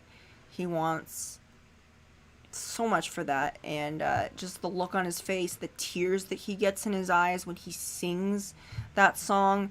I don't care if it's from freaking German. That is deep. And he looks into the camera, and oh my gosh, I lost it. I lost it, because I was like, oh my gosh. And then I realized 4 years later, he died. 4 years later, he died. And he passed away. And you can look up how he went. But I can tell you that when it comes to fake smiling, he was the pro. He was the one. He hid a lot behind his smile. He hid a lot behind that pretty face of his. And I don't think he was telling people. I don't think he was honest about it. And I think, before it was too late, there it was. But you know what? I think people that we think are lost mentally, I don't think their soul is. I don't think their soul is lost. I think one day we will see those people someplace at some time, and we will meet again. That's what I believe. But besides that, I just want to remember him, him passing away, and since he was part of the LGBTQ community, I'd like to respect his memory.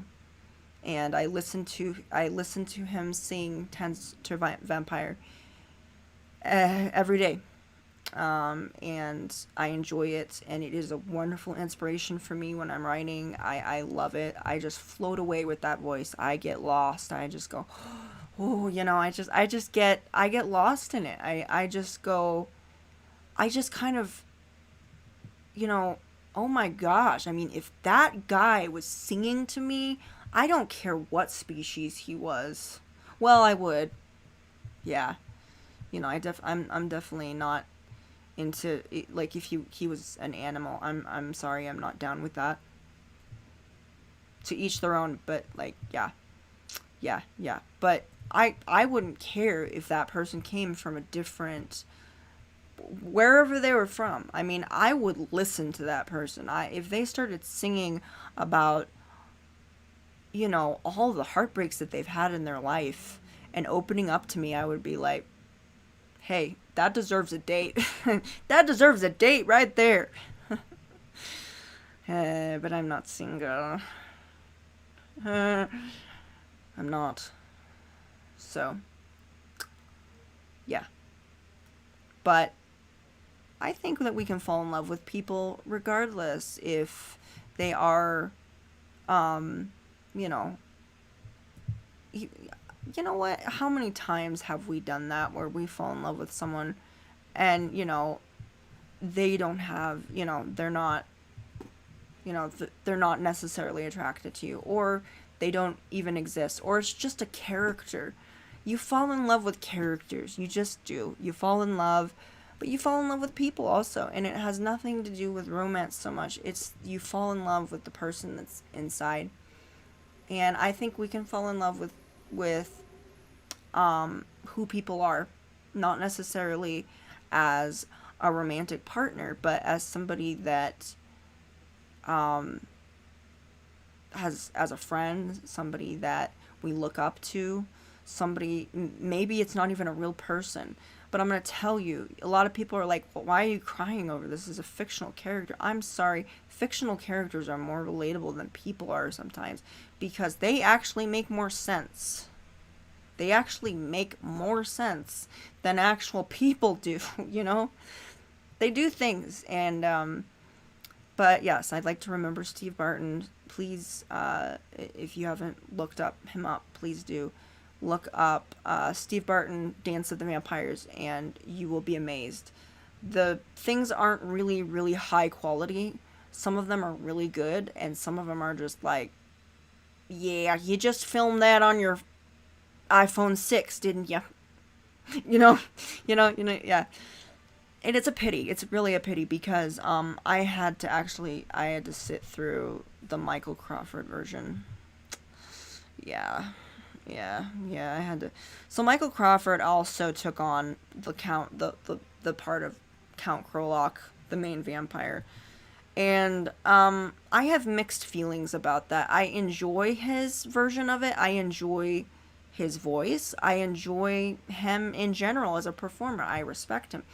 There's something kind of attractive about him a little bit. You know, he's got a charm.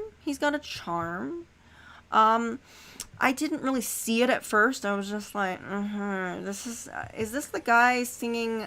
Because I'm trying to think to myself. I'm like, this is the same guy that was singing, Put Your Sunday Clothes On, that was being played over and over in WALL-E. It was a movie from Hello Dolly. This is the same guy. Because I'm trying to imagine that. I'm trying to imagine this skinny guy, British dude, singing. And I'm just like, I want to laugh, you know. When I first heard that he played Phantom of the Opera, I wanted to just die laughing. I was like, Michael Crawford! Yeah. Didn't realize how amazing it would be. He's amazing. He is 87 right now. He's 80, 86, 87, 85. I think it's 86 or 87. I think that's it. Why can't I get to this place? I want to get there. Blah. I'm trapped. It should be just... Okay. So this is a maze. Is this a maze? Okay, is this a maze? Can I just get there? Can I get there now? Nope, that's a dead end. Wait, no. No, it's not a dead end. Is it? No, okay. So yeah, Michael Crawford is actually an opera singer, apparently. I didn't know this. I had no idea. I thought he was just like this goofy guy. I did not... He just has a goofy grin, I'm just saying. He kind of has this goofy kind of grin. Nothing wrong with that. It's just not bad looking. It's just kind of goofy. He's a goofy guy. So yeah, I've seen he's and yeah, I have mixed feelings about him playing the main event. Yeah, he is the main event. He is Count Krolok. He is the star of the show, and he's like he looks like he's gonna have a mental breakdown. He's like, ah! He doesn't, like, the makeup just kind of makes him look like he is about to have a real, like, mental breakdown. He's like, I'm not gonna make it. Like, he looks like he's singing for Chronic Fatigue the musical. It really does. It looks like he's about to do that. He's like, Chronic Fatigue the musical. You know, he has that look on his face, and I'm like, sing it, Mike, sing it. And it did really well. I mean, he put energy in that. I think there was a bit of that was genuine when he was like when he was singing Insatiable Appetite. I do believe that it was something that he was experiencing, because you could just see the way he was holding himself, the way he was doing it. You could tell that it was a struggle, and it does. Chronic fatigue syndrome drains the freaking life out of you. It takes away a lot of enjoyment that you would usually have. You're really weak. You can't do things. I think I've experienced something similar to it when I've gotten, maybe, I'm just gonna say I experienced something similar. I could relate. But yeah, it's not a fun thing. It's not fun. And I think that's really humbled him as a human being. Sins of your flesh. Yes, that's great. It is great. Is he just he's drinking. He's drinking. He's drinking. Okay, that was fun. That was fun. Very fun. Yeah. So this is kind of a no-brainer game, I'm just saying. But yeah. So yeah, Michael Crawford, he got a lot of free reigns on Dance of the Vampires. As I said, it's the same musical that Eclipse from the Heart is, and in case you don't know what it is, you don't know what that is, turn around, and then, you know, and then I'm just looking around and I'm thinking, yeah. And I need you now, forever. And we can always make it right. That song. Yeah, that's the song. Oh, that would have been really good if that worked. That would have been so fun. Can you do it again? Can you do it again, please? Hey, Radu, can you do it again? Do it again. Do it again. Do it again. Whee! Yeah, okay. Yeah, do that. Okay. She's just calmly walking to wherever that is. Yeah, I don't know what it is. Yeah, I like the realism that they gave his hands, because in the original subspecies, it's like he's got candlestick hands. He's got candlestick hands. They're so long. It's like he got, hey, we're getting extra long candlesticks. You think that would be good? We could just tape them to his hands. That's what it looks like. That's what it looks like. It looks like we put, some nylon. We painted some nylon gloves and put some candlesticks on it. I'm sure they actually took some time and actually didn't buy candlesticks. I'm sure they made every single one, handcrafted. I'm sure that was something that they did. Something durable.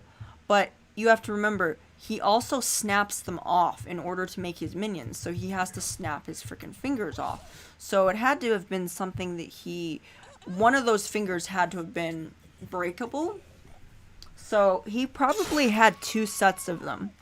He probably had one set for that hand that was just for show, and the other one that actually that would come off. So talk about, yes. So apparently, he doesn't have opposable thumbs. He has disposable thumbs. Disposable thumbs. Back to Michael Crawford. You nasty. This is nasty. There's some moments during subspecies, I'm just like, ugh, really? Ew, really? I'm just looking at them and I'm going like, really? really? Kind of thinking to myself, I'm like, you know, are we gonna get that gross right now? Are you really gonna be all like, Radu is a freaking toddler. He's literally a toddler. He is a freaking toddler. He wants it right then and right there, and then he throws a freaking tantrum if he doesn't get what he wants. So, and I do believe that now that I have that suggestion, I really do think that he may be an inbred. So, you know, that's how you get inbreds. That's how you get people. Now just imagine if they were inbred vampires. Now you got a story. You got a story. You got a story now. Okay, I have to play this horrible little doll that I can't stand because I have to stab people in the butt and crotch over and over again. It's terrible. I'm not joking. Beep. So, what was I saying about Michael Crawford? Oh, yes. So, Michael Crawford was in Dance of the Vampires. And Dance of the Vampires, as I said, he looked like he was trying to go goth, but he didn't quite know what he was doing. And then at the end of it, he was like, I'm so depressed. I don't know what to do. It's almost like he had a mental breakdown after. It's like goth, but it's not. It's like goth. It's like he got goth and emo mixed up. You know? And he mixed that up with a hormonal imbalance, and he's like, yeah, it looks good. Yeah, it looks really scary. Ah, random ability. No, that's not the right ability. I want the main ability. The main event here is having the knife in my hand and not throwing it and not frickin' spawning myself. The effigies are vulnerable. Okay, why are you not running? Okay, now you're running. Now you're running. Okay, good. Okay. This is making me a little bit sick, but okay. It's actually quite simple. Just look at one spot. No, I'm joking. That's not how you do it. That's not an option. So you have to be careful with this character. She's a glass canyon. She's a glass canyon. No, that would be interesting. Well, I can't get up there. Where did you go? Okay. Pissing me off. You disappeared. No, I don't want that. Yes. I don't know why it switches my weapons, but that's not very nice. Did you go down here?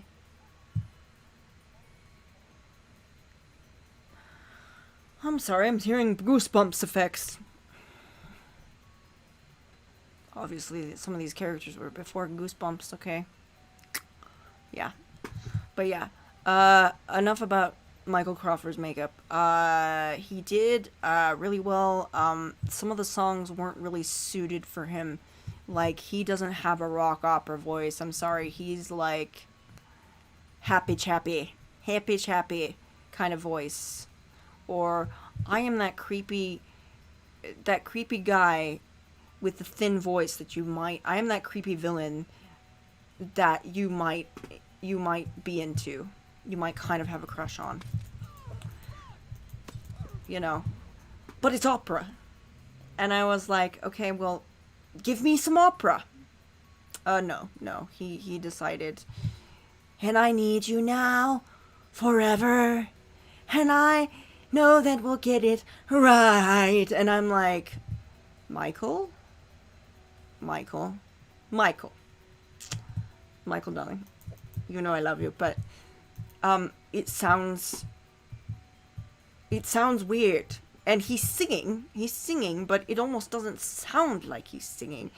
And then he starts actually singing. He's like, forevermore, forevermore. And he's like really way up there. And it's great. It's fantastic. And I'm like, got it. It's like the Drake meme. It's like, you do, I can just see the Drake meme right now. Totally can. I think in memes now. I didn't want to join that trend. I got it. Yeah, you see what I mean? This is like post-max smack jiggle thing. Except there's no jiggle. It's just post-smack. And that smart post-smack, it ain't getting us anywhere. I'm just saying. Yeah. You know I can run. You know I can run. You know that.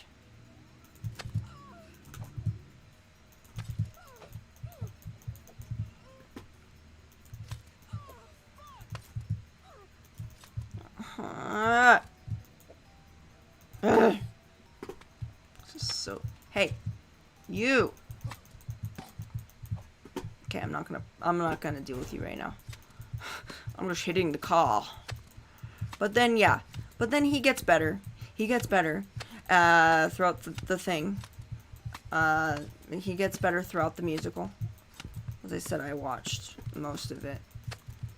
I say I watched it, but then, like, did I really? Yeah, I watched maybe... I didn't watch the finale, okay? I didn't watch the finale. Don't be too hard on me. It was hard to get through. It was super bad quality, okay? And it's a shame, really, because, you know, it's a shame because they don't have any recordings of Michael Crawford doing that. They have recordings of the German version because the German version was so much better, which I will agree. But I don't think he was all that bad, you know. I don't think Michael Crawford was that bad. I think he just made it more into a rom-com than an actual... the German version of Dance with the Vampires is more, like... He is more of a tortured soul. With this one, he's more of a goofball. Yeah. I'm a goofy vampire. I'm like, okay, cool. What is that accent you're using? It's, I don't know. It's like, I don't know what kind of accent it is. It's just a little bit Italian, a little bit this. I don't know. I was like, oh, what country are we in?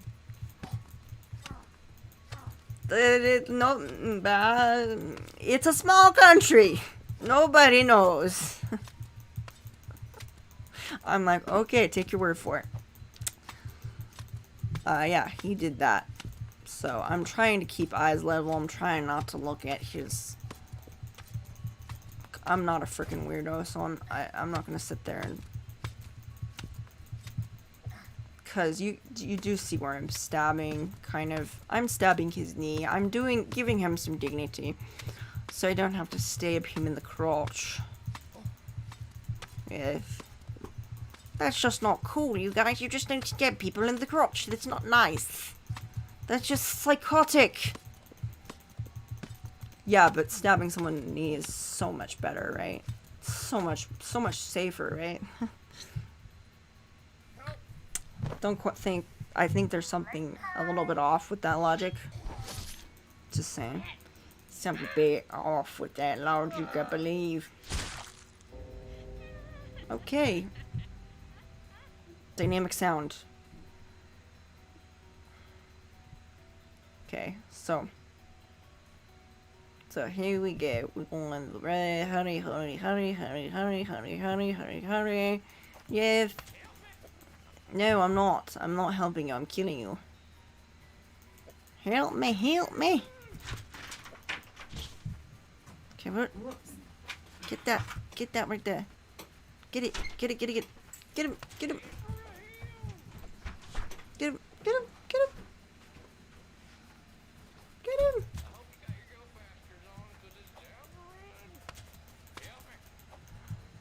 Why does he sound like he's 70 and looks like he's 30? I mean, have you seen his face? He looks like he's pretty young. Oh! He's dead. Okay, well, my job is finished here. That was not supposed to happen. I'm supposed to... He just... Okay, he just bled out instantly. Alrighty then. Okay, that just happened. He just died. You know what's wrong with that picture? Is because he's supposed to go through a process where I kill him and over time. That's the way it works. That's the way this game works. I didn't make the rules. Somebody else did. The developer did. God bless him. But that's not how the rules work. I guess he's just an exception. Okay, you have a nice life now. Yeah. Okay. Life? He doesn't have one. He has no life. He's a bolt. He's a bolt. I don't know why I talk to bots. You never know. If the robots, man, like, one of these days, you know, the robots are gonna take over. And, like, AI's already, like, taking over the world, man. Like, pretty soon they're gonna take all our jobs and we're gonna, like, be working for them.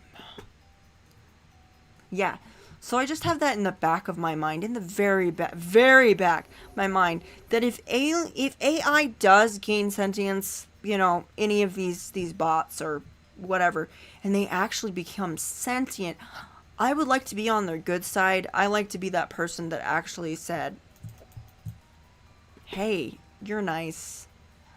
However, I don't think this game is getting me any brownie points with the AI community. I'm just saying. Is like the amount of things that I'm doing to these so-called bots is probably not gonna get me any points on their side, but at least I was nice, right? At least they were like, okay, you know, that human over there, that human was nice. Okay, I'm done. I'm just saying, she's a nice person. I would not kill her. Though, and they might consider it. It might not save my life. I'm just saying, because, you know, if all the AI are sentient, like iRobot, yeah. I mean, what if they all have, like, individual thoughts, and they're actually, like, they have individual personalities, which would mean that, like, they're not just a freaking hive mind. Yeah, they could literally just, like, say, yeah, we're gonna kill her anyway. Yeah. But yeah, we gotta cut down the human population. There's too many of them. We're gonna cull them out, something like that. So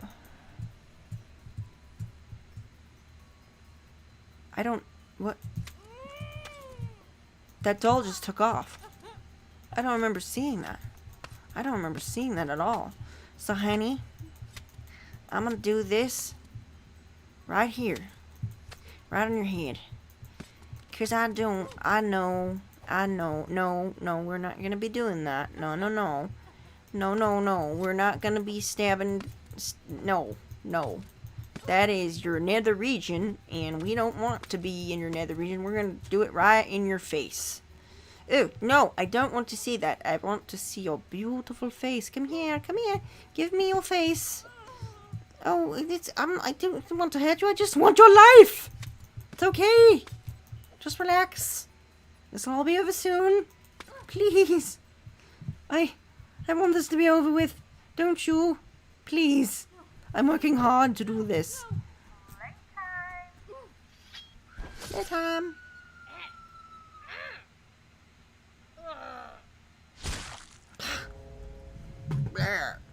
Okay.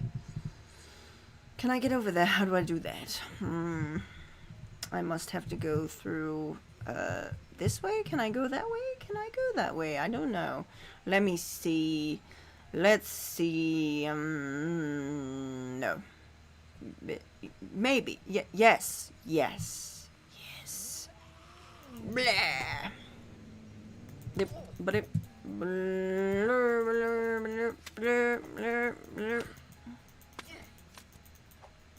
It's really hard to get. Oh, I got the tire. Ah! Okay, stop giving me a random ability, please. Thank you. That's happening more often. So it's a bug. You know, I haven't made any complaints. I'm not that kind of person. Change is gonna happen when change happens. It's not helpful, okay? You can let them know that there's a glitch. Hey, my comments are usually like, I really like your game, but there's this issue. I'm not gonna be like, I played this for 6 hours and it's horrible. Yeah, I don't like that. I don't roll that way. I just say, I'm enjoying it. I've enjoyed those 6 hours that I've spent on this game. And I would like for you to fix this issue. And it usually has to be like an issue, like a big issue, like getting stuck on something, or something that's central to a game, you know, something that you have to have in the game for it to make it work, you know. It's one of those things. Yeah. So, hi. I died. But it was almost finished.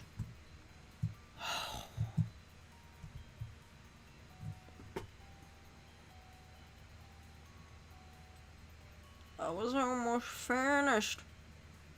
We're almost finished with that.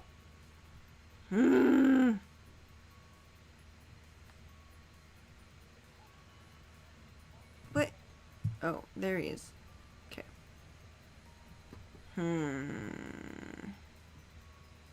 Okay, what do I do now? Do-de-do. Where are you?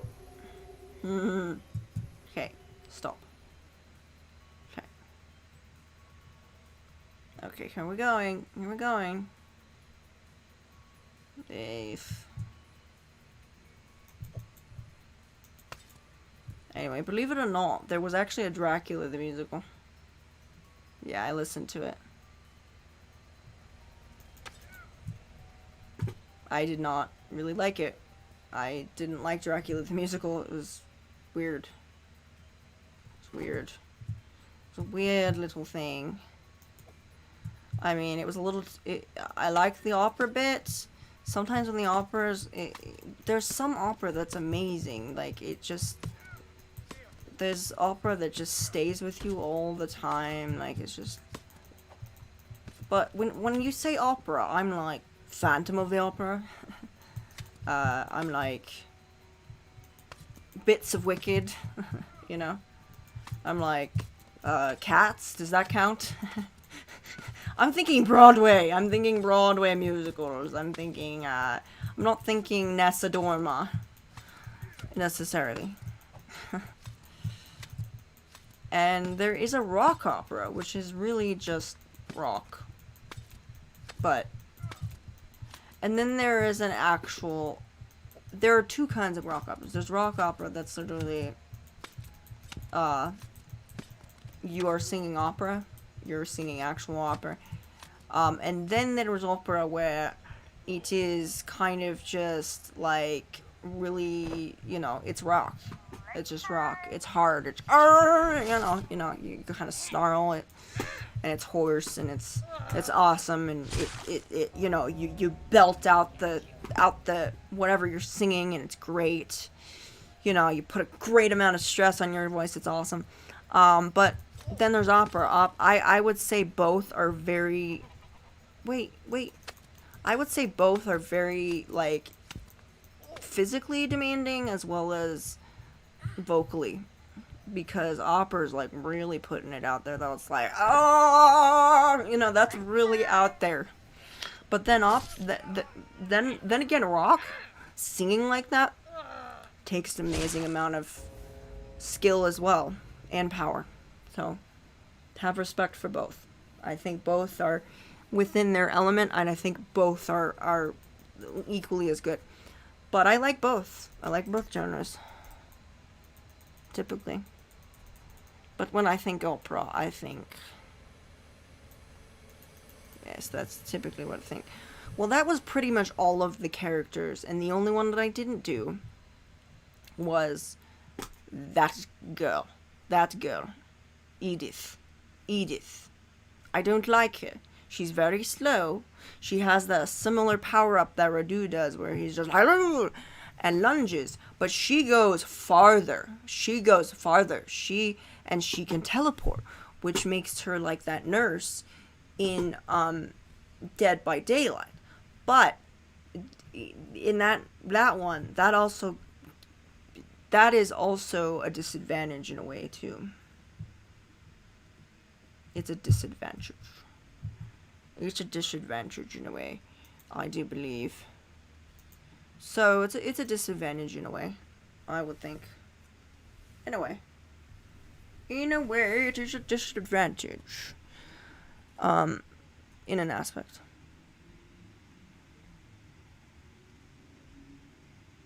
Anyway, so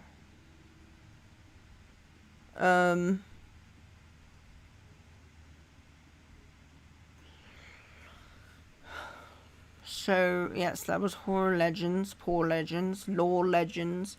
We're going to go with Lore Legends because today was more about lore and more about the characters and the stories and kind of laughing about them and appreciating them at the same time. So, we weren't just roasting. We want to make this very clear that I'm not just, like, hating on anything in particular. I'm not going around and going, oh, yes, let's pick this apart, shall we? No, this is more of just me like laughing about the fact of something, and I can make fun of it, and like people don't understand that. They're like, why do you just like make fun of everything? I was like, because do you want me to sit there and go, you know what, this isn't working, this whole thing isn't working, I don't think I can do this, like, I don't want to be a freaking Karen. If that's what you want, go watch some Karen videos. I'm not doing that. I'm not going there.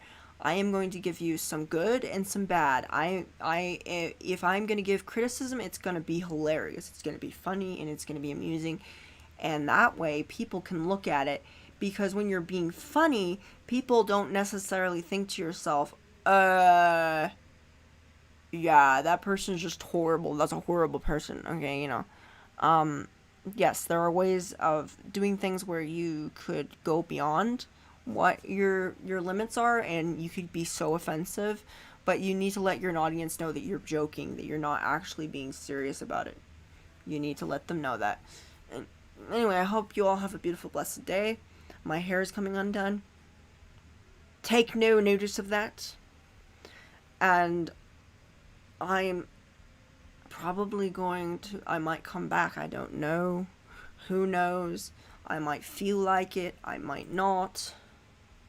The future is always changing, so make the most of it. Remember, if you're sitting there nitpicking at things that are meant to be funny and trying to be all, trying to be politically correct, so to speak, and you're just taking apart everything, and you're not actually giving people the message of what you're trying to say, and just being aggressive, you have so little time in this life, and you are worrying about literal tiny details. And I'm not just talking about political correctness, I'm talking about just things in general. You're sitting there saying, well, that's just not funny, because people like die from that every day, or that's just not funny. Like, I know a friend that has that, or does that, or goes to this place, and that's just not. Don't be so serious. You know what? Life is short. If you are serious and you're sitting there, do you want to do you want your last breath to be something negative? Do you want to be known for that? Do you want to be known for just like negative Nancy? Debbie Downer, the person that says something really, just goes there and says, because that's what it's going to go down to, the last word you said, because a lot of times we remember the last words. Make your last words on a hospital bed, okay? Not in somebody's chat. Yeah. Or on somebody's page. Make your last word like, I love you, or I want to make a difference in the world. Because if you want to represent anything, if it's, you know, the trans community, or you want to represent something that's really important to you, do it in a positive way. Don't do it where you have to shove it in people's faces, because people don't like that. They don't like that. Don't be a bitch about it, okay? Don't. Yeah, we all got an inner bitch, but you don't need to bring that inner bitch out when you're talking about something that you're passionate about, or something that you think deserves to be told. If you need to, especially these communities, I'm going to say, if you're not part of a community, okay, like let's say you're not really part of a community, and I'm not saying that you shouldn't do this. By all means, you should defend people. You should stand up for people. But I'm going to say, there's a lot of communities that are so big and so large, they don't need to be defended, okay? Your opinion doesn't need to be defended. You know what you know, and you believe what you believe, and I'm going to respect it. But you don't need to be rude about it. You can just say your opinion and just leave it at that. Just say, you know, this is what I believe. Have a nice day. But sometimes that's just a little too simple for people, and they want to make things more complicated. So I just don't understand that. I just don't understand it. But if you're gonna do you want to live your life having the last breath be you laughing and feeling good, or do you want to have your last breath where you're feeling miserable and not having a good time? Because if you're going to be a tight ass about certain things, you're not having a good time. You're not having don't overanalyze things that you find to be enjoyable or funny. If it's not hurting you or anybody else, you don't need to explain. You don't need to defend your opinion with me, because it doesn't need to be defended. Defend yourself, defend others. But if it doesn't need to be defended, you don't have to. You don't have to. By all means, speak your opinion. Speak it freely. Wave it like a flag. But don't expect everybody else to carry that flag with you. Okay? And this could be any flag. Okay? We're not talking about the American flag. Okay?